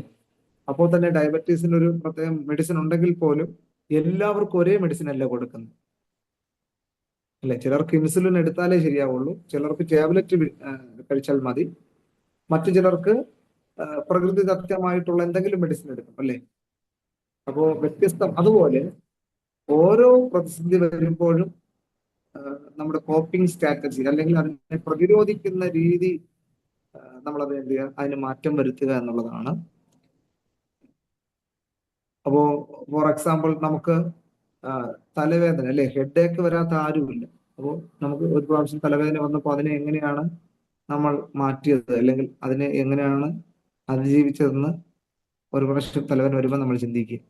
അപ്പൊ അതിലും നമുക്ക് പ്രതിവിധി കിട്ടിയില്ലെങ്കിൽ മാത്രമേ നമ്മൾ എന്ത് ചെയ്യും, ഡോക്ടറെ കാണാൻ പോകുള്ളൂ അല്ലേ. നമുക്ക് ചെറിയ ജലദോഷമോ തുമ്മലോ പനിയോ വരുമ്പോൾ നമ്മൾ ഉടനെ ഡോക്ടറെ അടുത്ത് പോകത്തില്ല. നമുക്കറിയാവുന്നുള്ള മെഡിസിൻ ആദ്യം എടുക്കും അല്ലേ, അല്ലെങ്കിൽ ഒരു നല്ല ചുക്ക് കാപ്പിയോ അല്ലെങ്കിൽ ഇച്ചിരി സ്റ്റീമിങ്ങോ ഒക്കെ എടുക്കും അല്ലേ. ഒന്ന് തൊണ്ടയ്ക്ക് വേദനയാണെന്ന് ഗാർലിംഗ് ഒക്കെ ചെയ്യാനായിട്ട് ശ്രമിക്കും അല്ലേ. അതിൽ നിന്നും നിന്നില്ല എന്നുണ്ടെങ്കിൽ 1-2 ദിവസം കഴിഞ്ഞിട്ട് നമ്മൾ അടുത്ത് ഡോക്ടറെ അടുത്ത് പോകും എന്നുള്ളത്. ഓക്കെ, എന്ന് പറഞ്ഞാൽ പ്രതിസന്ധികൾ ജീവിതത്തിന്റെ ഭാഗമാണ്. ഒന്നല്ലെങ്കിൽ മറ്റൊരു പ്രതിസന്ധി ഓരോ വ്യക്തിയുടെയും ജീവിതത്തിൽ വന്നുകൊണ്ടിരിക്കും അല്ലെ. അപ്പോൾ അതിനെ അതിജീവിക്കുക എന്നുള്ളതാണ്. നമ്മൾ ബൈബിളിൽ വായിച്ച വചനം അല്ലേ, കഴിഞ്ഞ ക്ലാസ്സിലൊക്കെ വായിച്ചു, 1 കൊരിന്ത്യർ 10:13 അല്ലേ. ദൈവം വിശ്വസ്തൻ, അവൻ എന്തോ നമുക്ക് മീതെ സഹിക്കാൻ കഴിയാതെ വണ്ണം പരീക്ഷ അനുവദിക്കാതെ പരീക്ഷയോടുകൂടെ പോക്കുവഴി ദൈവം നമുക്ക് ഒരുക്കും. അതെ, 1 Corinthians 10:13, 1 കൊരിന്ത്യർ 10:13 വാക്യം. അപ്പോൾ പ്രശ്നങ്ങൾ ജീവിതത്തിന്റെ ഭാഗമാണ്. കർത്താവ് യേശുക്രിസ്തു പോലും പറഞ്ഞല്ലേ, ലോകത്തിൽ നിങ്ങൾക്ക് കഷ്ടമുണ്ടെങ്കിലും ധൈര്യപ്പെടുവീൻ, ഞാൻ ലോകത്തെ ജയിച്ചിരിക്കും. അപ്പോ ലോകത്തിൽ കഷ്ടമുണ്ട്. അപ്പോൾ കഷ്ടതയില്ലാത്ത ഒരു നാട്ടിൽ പോകാനായിട്ടാണ് നമ്മൾ ഒരുങ്ങുന്നത് അല്ലേ. ഓക്കെ, മറ്റൊരു വാക്യമാണ്. ഓക്കെ, എന്നാൽ ക്രിസ്തയേശുവിൽ ഭക്തിയോടെ ജീവിക്കാൻ ആഗ്രഹിക്കുന്ന എല്ലാവർക്കും ഉപദ്രവം ഉണ്ടാകും. ഓക്കെ, പെർസിക്യൂഷൻ ഉണ്ടാകും. അപ്പോ ഈ പ്രതിസന്ധികളില്ലാതെ എന്ന് പറഞ്ഞാൽ പ്രശ്നങ്ങളില്ലാതെ ഒരിക്കലും ഈ ഭൂമിയിൽ ജീവിക്കാൻ കഴിയുകയില്ല എന്നുള്ളത് നമ്മൾ മനസ്സിലാക്കുക അല്ലേ. മരണം എല്ലാവർക്കും ഉണ്ട്, പക്ഷെ സമയം അറിയത്തില്ല അല്ലെ. എപ്പോ വേണോ എങ്ങനെ വേണോ മരിക്കാം അല്ലെ. നമ്മുടെ ടൈം കഴിഞ്ഞു കഴിഞ്ഞാൽ നമ്മൾ ആരോടും യാത്ര പോലും പറയാൻ പറ്റത്തില്ല അല്ലേ. നേരത്തെ ഉണ്ടായിരുന്ന പിതാക്കന്മാർ അല്ലെ, അവരുടെ ആ നമ്മൾ സാക്ഷ്യത്തിലൊക്കെ കേട്ടിട്ടുണ്ടല്ലേ, അവരുടെ ആ അവസാന ടൈം ആകുമ്പോൾ മക്കളെല്ലാം വിളിച്ച് അവരെ നേരിൽ കണ്ടിട്ട് പ്രത്യാശയോടെ പാട്ട് പാടാൻ പറയും അല്ലേ. പാട്ട് പാടിക്കൊണ്ടിരിക്കുന്ന സമയത്ത് തന്നെ അവര് കണ്ണടയ്ക്കും അല്ലേ. അങ്ങനെയൊക്കെ കഥ, സോറി, അങ്ങനത്തെ ഇൻസിഡൻസ്, അനുഭവങ്ങൾ നമ്മൾ കേട്ടിട്ടുണ്ട്. അപ്പോ പ്രശ്നങ്ങൾ അടുത്തൊരു വാക്യമുണ്ട്, പരീക്ഷ സഹിക്കുന്ന മനുഷ്യനാണ് ഭാഗ്യം അല്ലെ. പരീക്ഷ അതിൽ നിന്ന് എസ്കേപ്പ് ആകുന്നവരല്ല, പരീക്ഷ സഹിക്കുന്നവരാണ് ഭാഗ്യം. അത് 6ാമത്തെ പോയിന്റ് ആണ്, പ്രതിരോധ രീതികൾ കണ്ടെത്തുക. 7ാമത്തെ പോയിന്റ് എന്ന് പറയുന്നത് develop an action plan. Develop an action plan, പ്രവർത്തന പദ്ധതി തയ്യാറാക്കുക. പ്രവർത്തന പദ്ധതി തയ്യാറാക്കുക.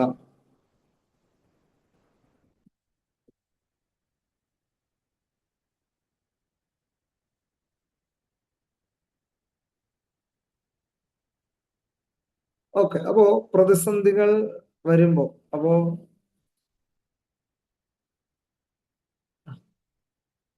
നമ്മൾ പ്രവർത്തന പദ്ധതികൾ തയ്യാറാക്കുക എന്നുള്ളത്. അതങ്ങനെ താൽക്കാലികമായി സമതുലിതാവസ്ഥ പുനഃസ്ഥാപിക്കാൻ സഹായിക്കുന്ന പദ്ധതി. അപ്പോ നമ്മൾ വെറുതെ ഇരുന്ന് കഴിഞ്ഞാൽ empty mind is the workshop of Satan, devil show. അപ്പോ അങ്ങനെ, അപ്പോ നമ്മൾ ഇപ്പൊ നമ്മൾ ഇതിലിരിക്കുന്നവരെ സംബന്ധിച്ചിടത്തോളം ഒന്നല്ലെങ്കിൽ മറ്റൊരു ജോലിയിൽ ഇൻവോൾവ് ആയിരിക്കുന്നവരാണ് അല്ലെ, നിങ്ങളുടെ തിരക്കുകളുടെ നടുവിൽ സമയം കണ്ടെത്തി ഇരിക്കുന്നവരാണ്. അപ്പോ ചിലർ അല്ലെ, ഡൂയിങ് ഗുഡ് ഫോർ നത്തിങ്, യാതൊന്നും ചെയ്യാതെ വെറുതെ ഇരിക്കുന്നവരുണ്ടല്ലേ. നമ്മൾ അങ്ങനെയുള്ളവരോട് പോലും പറയല്ലേ, ഇവർക്കൊക്കെ എങ്ങനെ ടൈം പോകുന്നു അല്ലെ, സമയം പോകുന്നു. അപ്പോ ഈ വാർദ്ധക്യത്തിലായിരിക്കുന്നവർക്ക് ഒത്തിരി സമയമുണ്ട്, പക്ഷെ അവർക്ക് ആ പ്രവർത്തനങ്ങൾ ആവിഷ്കരിക്കാനായിട്ടുള്ള ആരോഗ്യമോ അതിനുള്ള സുഖമോ ഇല്ലാതെ വരുന്ന അവസ്ഥയാണ്. അപ്പോ ഡെവലപ്പ് ആൻ ആക്ഷൻ പ്ലാൻ എന്ന് പറയുമ്പോൾ താൽക്കാലികമായി സന്തോഷം അല്ലെങ്കിൽ സമതുലിതാവസ്ഥ പുനഃസ്ഥാപിക്കാൻ സഹായിക്കുന്ന പദ്ധതികൾ എന്തൊക്കെയാണെന്നുള്ളത് തയ്യാറാക്കുക എന്നുള്ളതാണ്. ചിലർക്ക് പുസ്തക വായനയായിരിക്കാം, ചിലരെ സംബന്ധിച്ചിടത്തോളം ചെറിയ ചെറിയ കൃഷി കാര്യങ്ങൾ ചെയ്യുന്നതായിരിക്കാം, ചെടികൾ വെച്ച് പിടിപ്പിക്കുന്നതായിരിക്കാം അല്ലെ. അപ്പോ ചിലരെ സംബന്ധിച്ചിടത്തോളം വിനോദയാത്രകളായിരിക്കാം. ഓക്കെ, ഇങ്ങനെ അത് എന്താണ് നമ്മുടെ മനസ്സിന് സന്തോഷം വരുത്തുന്ന കാര്യം, അത് എന്താണെന്ന് മനസ്സിലാക്കി അത് ചെയ്യാനായിട്ട് ഉള്ള പദ്ധതികൾ നമ്മൾ തയ്യാറാക്കുക എന്നുള്ളത്. അതായത് ഒരു ദിവസം നമ്മൾ എണീറ്റ് കഴിഞ്ഞാൽ ഇന്ന കാര്യങ്ങൾ, നമ്മൾ ടൈം ടേബിൾ ജീവിതം എന്ന് പറയുന്നത് പോലെ ഇന്ന ടൈം അല്ലെ, പേഴ്സണൽ ടൈമാണ്, മെഡിറ്റേഷനുള്ള ടൈം, ഫുഡ് കഴിക്കാനുള്ള ടൈം, പുറത്തൊക്കെ ഒന്ന് വിസിറ്റിങ്ങിനായിട്ടുള്ള ടൈം, കുഞ്ഞുങ്ങളായിട്ട് സ്പെൻഡ് ചെയ്യേണ്ട ടൈം, ഇതെല്ലാം നമ്മൾ ഒരു സെറ്റായി വെച്ചിരുന്നു കഴിഞ്ഞാൽ നമുക്ക് നമ്മുടെ സമയം വളരെ കൃത്യതയോടുകൂടെ അത് വിനിയോഗിക്കാനായിട്ട് കഴിയുമെന്നുള്ളത്. ഇനി 8ാമത്തെ point, follow up or referral. Follow up or referral, വിദഗ്ധ അല്ലെങ്കിൽ ആവശ്യമെങ്കിൽ വിദഗ്ധ സേവനങ്ങളിലേക്കുള്ള റഫറൽ നൽകുക എന്നുള്ളതാണ്.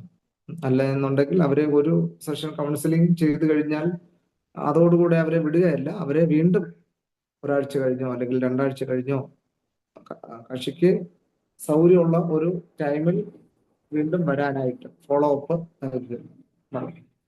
അപ്പൊ 2ാം പ്രാവശ്യം ഒരു വ്യക്തി നമ്മുടെ അടുക്കൽ കൗൺസിലിംഗ് വരുമ്പോൾ വീണ്ടും അവരോട് നിങ്ങളുടെ പേരെന്താണ് എന്ന് പറഞ്ഞ റിപ്പോർട്ട് ബിൽഡിംഗ് ചെയ്യേണ്ട ഒരു കാര്യമില്ല. നമുക്ക് ആദ്യത്തെ സെഷനിൽ നമ്മൾ എന്താണോ പറഞ്ഞത് അതിനെ ഒന്ന് സമ്മറൈസ് ചെയ്തിട്ട് ഇന്ന കാര്യങ്ങളാണ് നമ്മൾ പറഞ്ഞു നിർത്തിയത്, എന്നിട്ട് നമ്മൾ പിരിഞ്ഞു. ഈ ഒരു ദിവസത്തിന് അല്ലെങ്കിൽ ഈ ഒരു 7 ദിവസത്തിനകത്ത് അല്ലെങ്കിൽ ഈ ഒരു 15 ദിവസത്തിനകത്ത് താങ്കൾക്ക് എന്തൊക്കെ മാറ്റങ്ങളാണ് അതിൽ നിന്ന് ഉണ്ടായതെന്ന് ഒന്ന് പറയാമോ എന്ന് ചോദിച്ചു കഴിഞ്ഞാൽ പിന്നെ അവിടെ മുതൽ നമ്മൾ തുടങ്ങുകയാണല്ലേ ഫോളോ അപ്പ് ചെയ്യാൻ. അപ്പോൾ അതിലൂടെ കക്ഷിക്ക് മനസ്സിലാകുന്നത്, ഓക്കെ, ഞാൻ കൗൺസിലിംഗിന് പറഞ്ഞ കാര്യങ്ങളെല്ലാം എന്റെ പ്രയാസങ്ങളെ ഒരുപക്ഷെ ഞാൻ പ്രാധാന്യത കൊടുക്കുന്നതിനൊക്കെ അപ്പുറമായിട്ട് കൗൺസിലർ അത് ശ്രദ്ധിച്ചു, എന്നെ മനസ്സിലാക്കാനായിട്ട് ശ്രമിച്ചു എന്നൊരു ചിന്ത അവർക്ക് ഉണ്ടാകാനായിട്ട് സാധ്യത ഉണ്ടെന്നുള്ളത്. അപ്പോൾ 8 കാര്യങ്ങളാണ് ഞാൻ പറഞ്ഞത്. അതിൽ ഞാൻ ഓരോന്നുകൂടെ പറയാം. ചിലർക്ക് പോയിന്റുകൾ വിട്ടുപോയിട്ടുണ്ടെങ്കിൽ അത് എഴുതിയെടുക്കാൻ കഴിയും.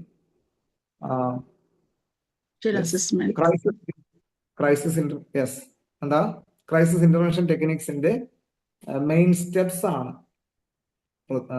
പ്രതിസന്ധി ഇടപെടൽ സാങ്കേതിക വിദ്യയുടെ ചില പടികൾ ആണ് നമ്മൾ ചിന്തിച്ചത്. ഒന്ന്, ഇനീഷ്യൽ അസസ്മെന്റ്, ആദ്യഘട്ട വിലയിരുത്തൽ.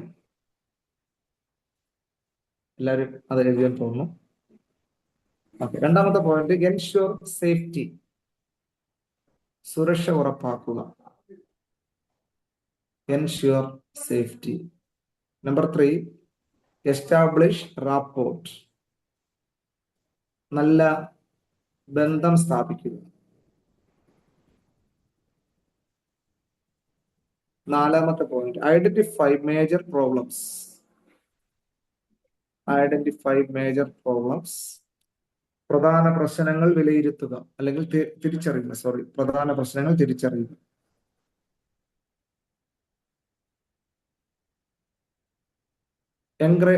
അഞ്ചാമത്തെ point, encourage emotional expression. Encourage emotional expression, പാവങ്ങൾ തുറന്നു പറയാൻ സഹായിക്കുക. Encourage emotional expression.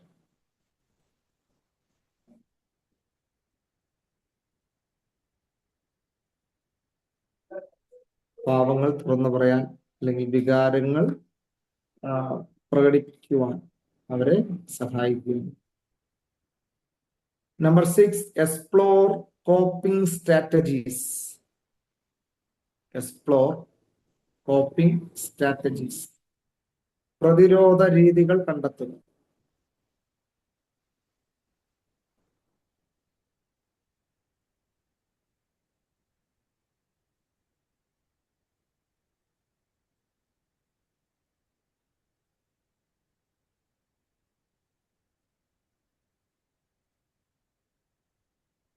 ഓക്കെ, അടുത്ത 7ാമത്തെ 6 പറഞ്ഞല്ലോ. 7ാമത്തെ പോയിന്റ് എന്ന് പറയുന്നത് develop an action plan. Develop an action plan, പ്രവർത്തന പദ്ധതി തയ്യാറാക്കുക. പ്രവർത്തന പദ്ധതികൾ തയ്യാറാക്കുക. അവസാനമായിട്ട് 8, ഫോളോ അപ്പ് അല്ലെങ്കിൽ റഫറൽ. ആവശ്യമെങ്കിൽ കൗൺസിലിയെ വീണ്ടും വരാനായിട്ട് അവരെ ധൈര്യപ്പെടുത്തുക. അല്ലെന്നുണ്ടെങ്കിൽ നമ്മെ കൊണ്ടത് അവരെ ഹെൽപ്പ് ചെയ്യാൻ കഴിഞ്ഞില്ല എന്നുണ്ടെങ്കിൽ നമ്മേക്കാൾ വിദഗ്ധരായിട്ടുള്ള അറിവുള്ള മറ്റൊരു വ്യക്തിയെ സഹായത്തിന് ചെല്ലാനായിട്ട് അല്ലെങ്കിൽ പരിചയപ്പെടുത്തി കൊടുക്കുക എന്നുള്ളത്. അപ്പോൾ അത് ഏറ്റവും പ്രധാനമർഹിക്കുന്ന ഒരു കാര്യമാണ്. നമ്മെ കൊണ്ട് കഴിയാത്ത കാര്യങ്ങൾ നമ്മൾ മറ്റുള്ളവർ റെഫർ ചെയ്യണം. ചിലർ ചിന്തിക്കും, ഓക്കെ, ഞാനിപ്പോ എൻ്റെ അടുത്ത് വരുന്ന ഒരു വ്യക്തിയെ ഞാൻ റെഫർ ചെയ്ത് കഴിഞ്ഞാൽ അവരെന്നെ കുറിച്ച് എന്ത് വിചാരിക്കും, എന്റെ കൗൺസിലിംഗ് അത്രത്തോളം ഫലവത്തല്ലയോ എന്നുള്ള ചിന്തകൾ വരാൻ സാധ്യതയുണ്ട്. അങ്ങനെയൊന്നും വരരുത്. നമ്മൾ ഒരു വ്യക്തിയെ ഗൈഡ് ചെയ്യുക, അല്ലെ, അവരെ മിസ്ഗൈഡ് ചെയ്യരുത്. അപ്പോ ഈ ക്രൈസിസ് ഇന്റർവെൻഷൻ സാങ്കേതിക വിദ്യ എന്നത് മാനസികമായി തളർന്നിരിക്കുന്ന വ്യക്തിയെ ശാന്തമാക്കാനും പ്രശ്നങ്ങൾക്ക് താൽക്കാലിക പരിഹാരം കാണാനും അവരുടെ വികാരങ്ങൾ മാന്യമായി കൈകാര്യം ചെയ്യാനും സഹായിക്കുന്നതാണ് ക്രൈസിസ് ഇന്റർവെൻഷൻ സാങ്കേതിക വിദ്യ എന്നത്. ക്രൈസിസ് ഇന്റർവെൻഷൻ ടെക്നിക്സ് ഞാനോട് പറഞ്ഞുതരാം. പ്രതിസന്ധി ഇടപെടൽ സാങ്കേതിക വിദ്യ എന്നത് അല്ലെങ്കിൽ ക്രൈസിസ് ഇന്റർവെൻഷൻ സാങ്കേതിക വിദ്യ എന്നത്, ടെക്നിക്സ് എന്നത്, മാനസികമായി തളർന്നിരിക്കുന്ന വ്യക്തിയെ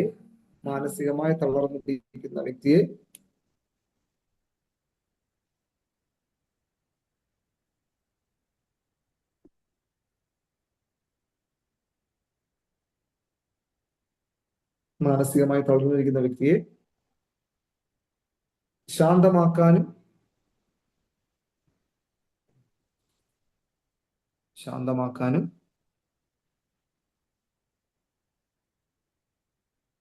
പ്രശ്നങ്ങൾക്ക് താൽക്കാലിക പരിഹാരം കാണാനും പ്രശ്നങ്ങൾക്ക് താൽക്കാലിക പരിഹാരം കാണാനും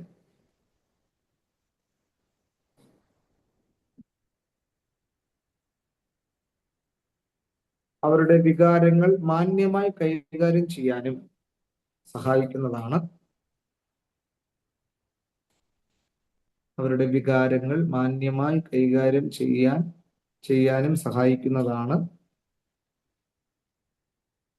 ക്രൈസിസ് ഇന്റർവെൻഷൻ സാങ്കേതിക ടെക്നിക്സ്.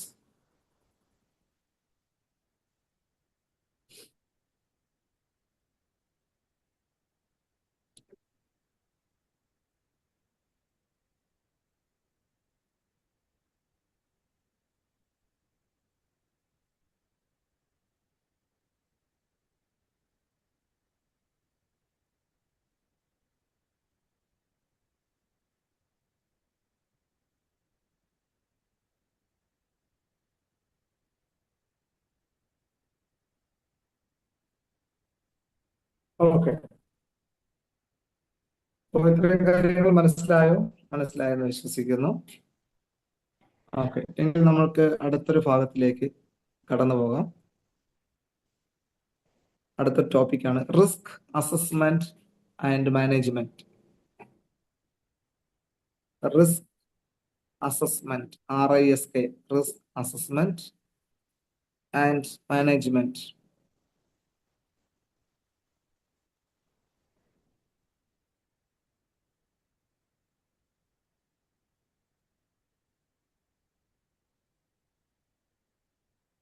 റിസ്ക് അസസ്മെന്റ് എന്ന് പറയുമ്പോൾ അപകട സാധ്യത വിലയിരുത്തലും നിയന്ത്രണവും എന്നുള്ളതാണ്. അപകട സാധ്യത വിലയിരുത്തൽ,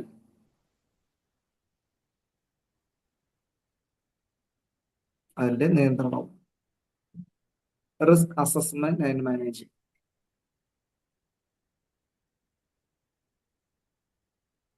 ഓക്കെ, അപകട സാധ്യത വിലയിരുത്തൽ എന്നതുകൊണ്ട് ഉദ്ദേശിക്കുന്നത് മാനസികാരോഗ്യത്തിന്റെയും പ്രതിസന്ധി ഇടപെടലിന്റെയും ഒരു പ്രധാന ഘടകമാണ്.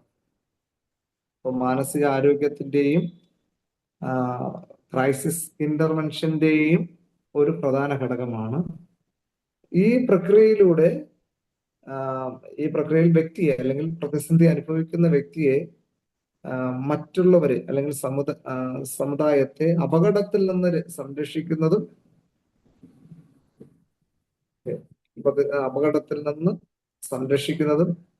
പ്രതിസന്ധി സാന്ദ്രത കുറയ്ക്കുന്നതുമായ നടപടികൾ സ്വീകരിക്കപ്പെടുന്നു.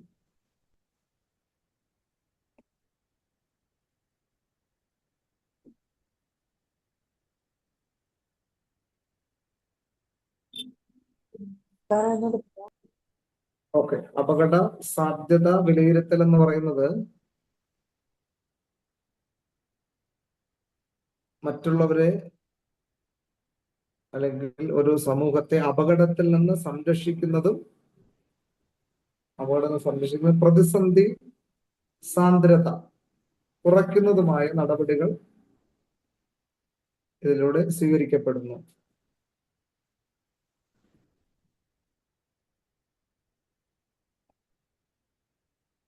അത് ഒരു ഡെഫിനിഷൻ നമുക്ക് പറയാം. അതില്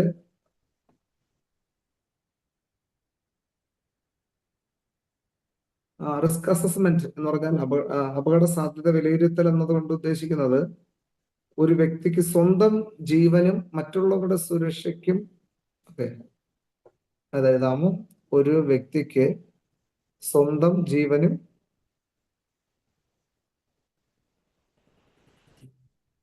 മറ്റുള്ളവരുടെ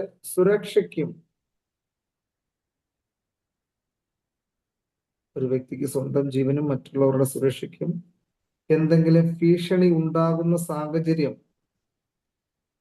ഏതെങ്കിലും ഭീഷണി ഉണ്ടാകുന്ന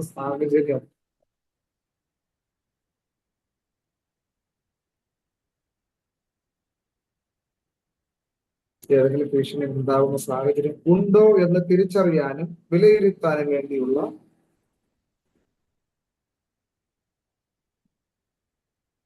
ഒരു വ്യക്തി സ്വന്തം ജീവനും മറ്റുള്ളവരുടെ സുരക്ഷയ്ക്കും ഏതെങ്കിലും ഭീഷണി ഉണ്ടാകുന്ന സാഹചര്യം ഉണ്ടോ എന്ന് തിരിച്ചറിയാനും വിലയിരുത്താനും വേണ്ടിയുള്ള പ്രക്രിയയാണ് അപകട സാധ്യത വിലയിരുത്തൽ.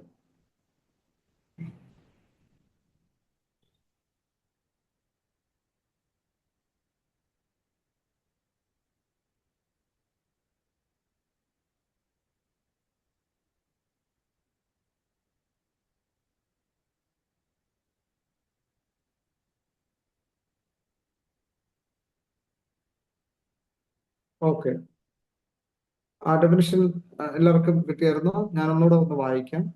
അപകട സാധ്യത വിലയിരുത്തൽ അല്ലെങ്കിൽ റിസ്ക് അസസ്മെന്റ് ആൻഡ് മാനേജ്മെന്റ് എന്നത് ഒരു വ്യക്തിക്ക് സ്വന്തം ജീവനും മറ്റുള്ളവരുടെ സുരക്ഷയ്ക്കും എന്തെങ്കിലും ഭീഷണി ഉണ്ടാകുന്ന സാഹചര്യം ഉണ്ടോ എന്ന് തിരിച്ചറിയാനും വിലയിരുത്താനും വേണ്ടിയുള്ള പ്രക്രിയയാണ് അപകട സാധ്യത വിലയിരുത്തൽ. ഓക്കെ, കിട്ടിയായിരുന്നോ? ഓക്കെ, ഇപ്പോ അപകടങ്ങൾ ഇപ്പോ നടക്കുന്ന അല്ലെങ്കിൽ പ്രകൃതി ദുരന്തങ്ങൾ നടക്കുന്ന സാഹചര്യങ്ങളിൽ പെട്ടെന്ന് ഒരു ടീം അടിയന്തരമായിട്ട് അവിടെ പോയി ഇനിയും കൂടുതൽ പ്രശ്നങ്ങൾ ഉണ്ടാകാൻ സാധ്യതയുണ്ടോ എന്ന് മനസ്സിലാക്കി അവിടുത്തെ ജനങ്ങളെ അടിയന്തരമായിട്ട് എവിടെയെങ്കിലും മാറ്റി പാർപ്പിക്കും അല്ലെ. അപ്പൊ ഒരു വ്യക്തിക്കോ സമൂഹത്തിനോ ജീവൻ നഷ്ടപ്പെടാവുന്ന അല്ലെങ്കിൽ ഭീഷണി ഉണ്ടാകുന്ന സാഹചര്യം ഉണ്ടോ എന്ന് മനസ്സിലാക്കി അവരെ തിരിച്ചറിയാനും വിലയിരുത്താനും വേണ്ടിയുള്ള പ്രക്രിയയാണ് അപകട സാധ്യത വിലയിരുത്തൽ എന്നതുകൊണ്ട് ഉദ്ദേശിക്കുന്നത്. ഇതിനും സബ് പോയിന്റ്സ് ഉണ്ട്. പ്രധാന അപകട സാധ്യത വിലയിരുത്തേണ്ട ചില മേഖലകളുണ്ട്. ആ മേഖലകൾ നമ്മൾ ഓക്കെ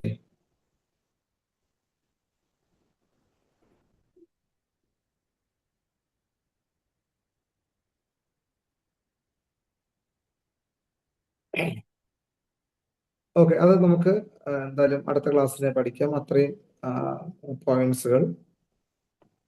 അപ്പോൾ ഇതുവരെ പഠിച്ച കാര്യങ്ങൾക്ക് എന്തെങ്കിലും മനസ്സിലാകാതുണ്ടെങ്കിൽ പറഞ്ഞു കഴിഞ്ഞാൽ അതൊന്നുകൂടെ മനസ്സിലാക്കാം. ആർക്കെങ്കിലും ഇതിൽ എന്തെങ്കിലും കൂടുതലായിട്ട് ആഡ് ചെയ്യണമെന്നുണ്ടെങ്കിൽ അതും ഇപ്പൊ നിങ്ങൾക്ക് പറയാനുള്ള അവസരമുണ്ട്.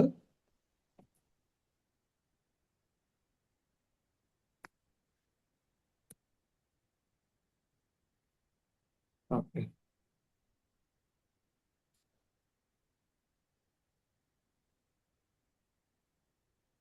ഓക്കെ, എല്ലാ പ്രാവശ്യം നമ്മൾ പ്രാർത്ഥിച്ച് ഇന്നത്തെ ക്ലാസ് പിരിയാം.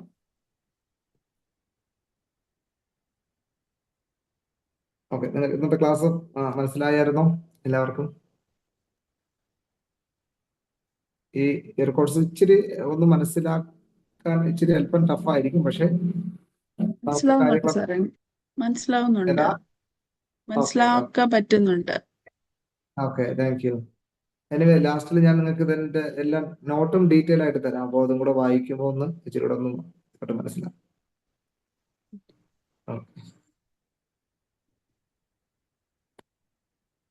ഓക്കെ, അപ്പോൾ നമുക്ക് പ്രാർത്ഥിക്കാം. നമ്മുടെ ജോൺസൺ സാർ പോയായിരുന്നോ?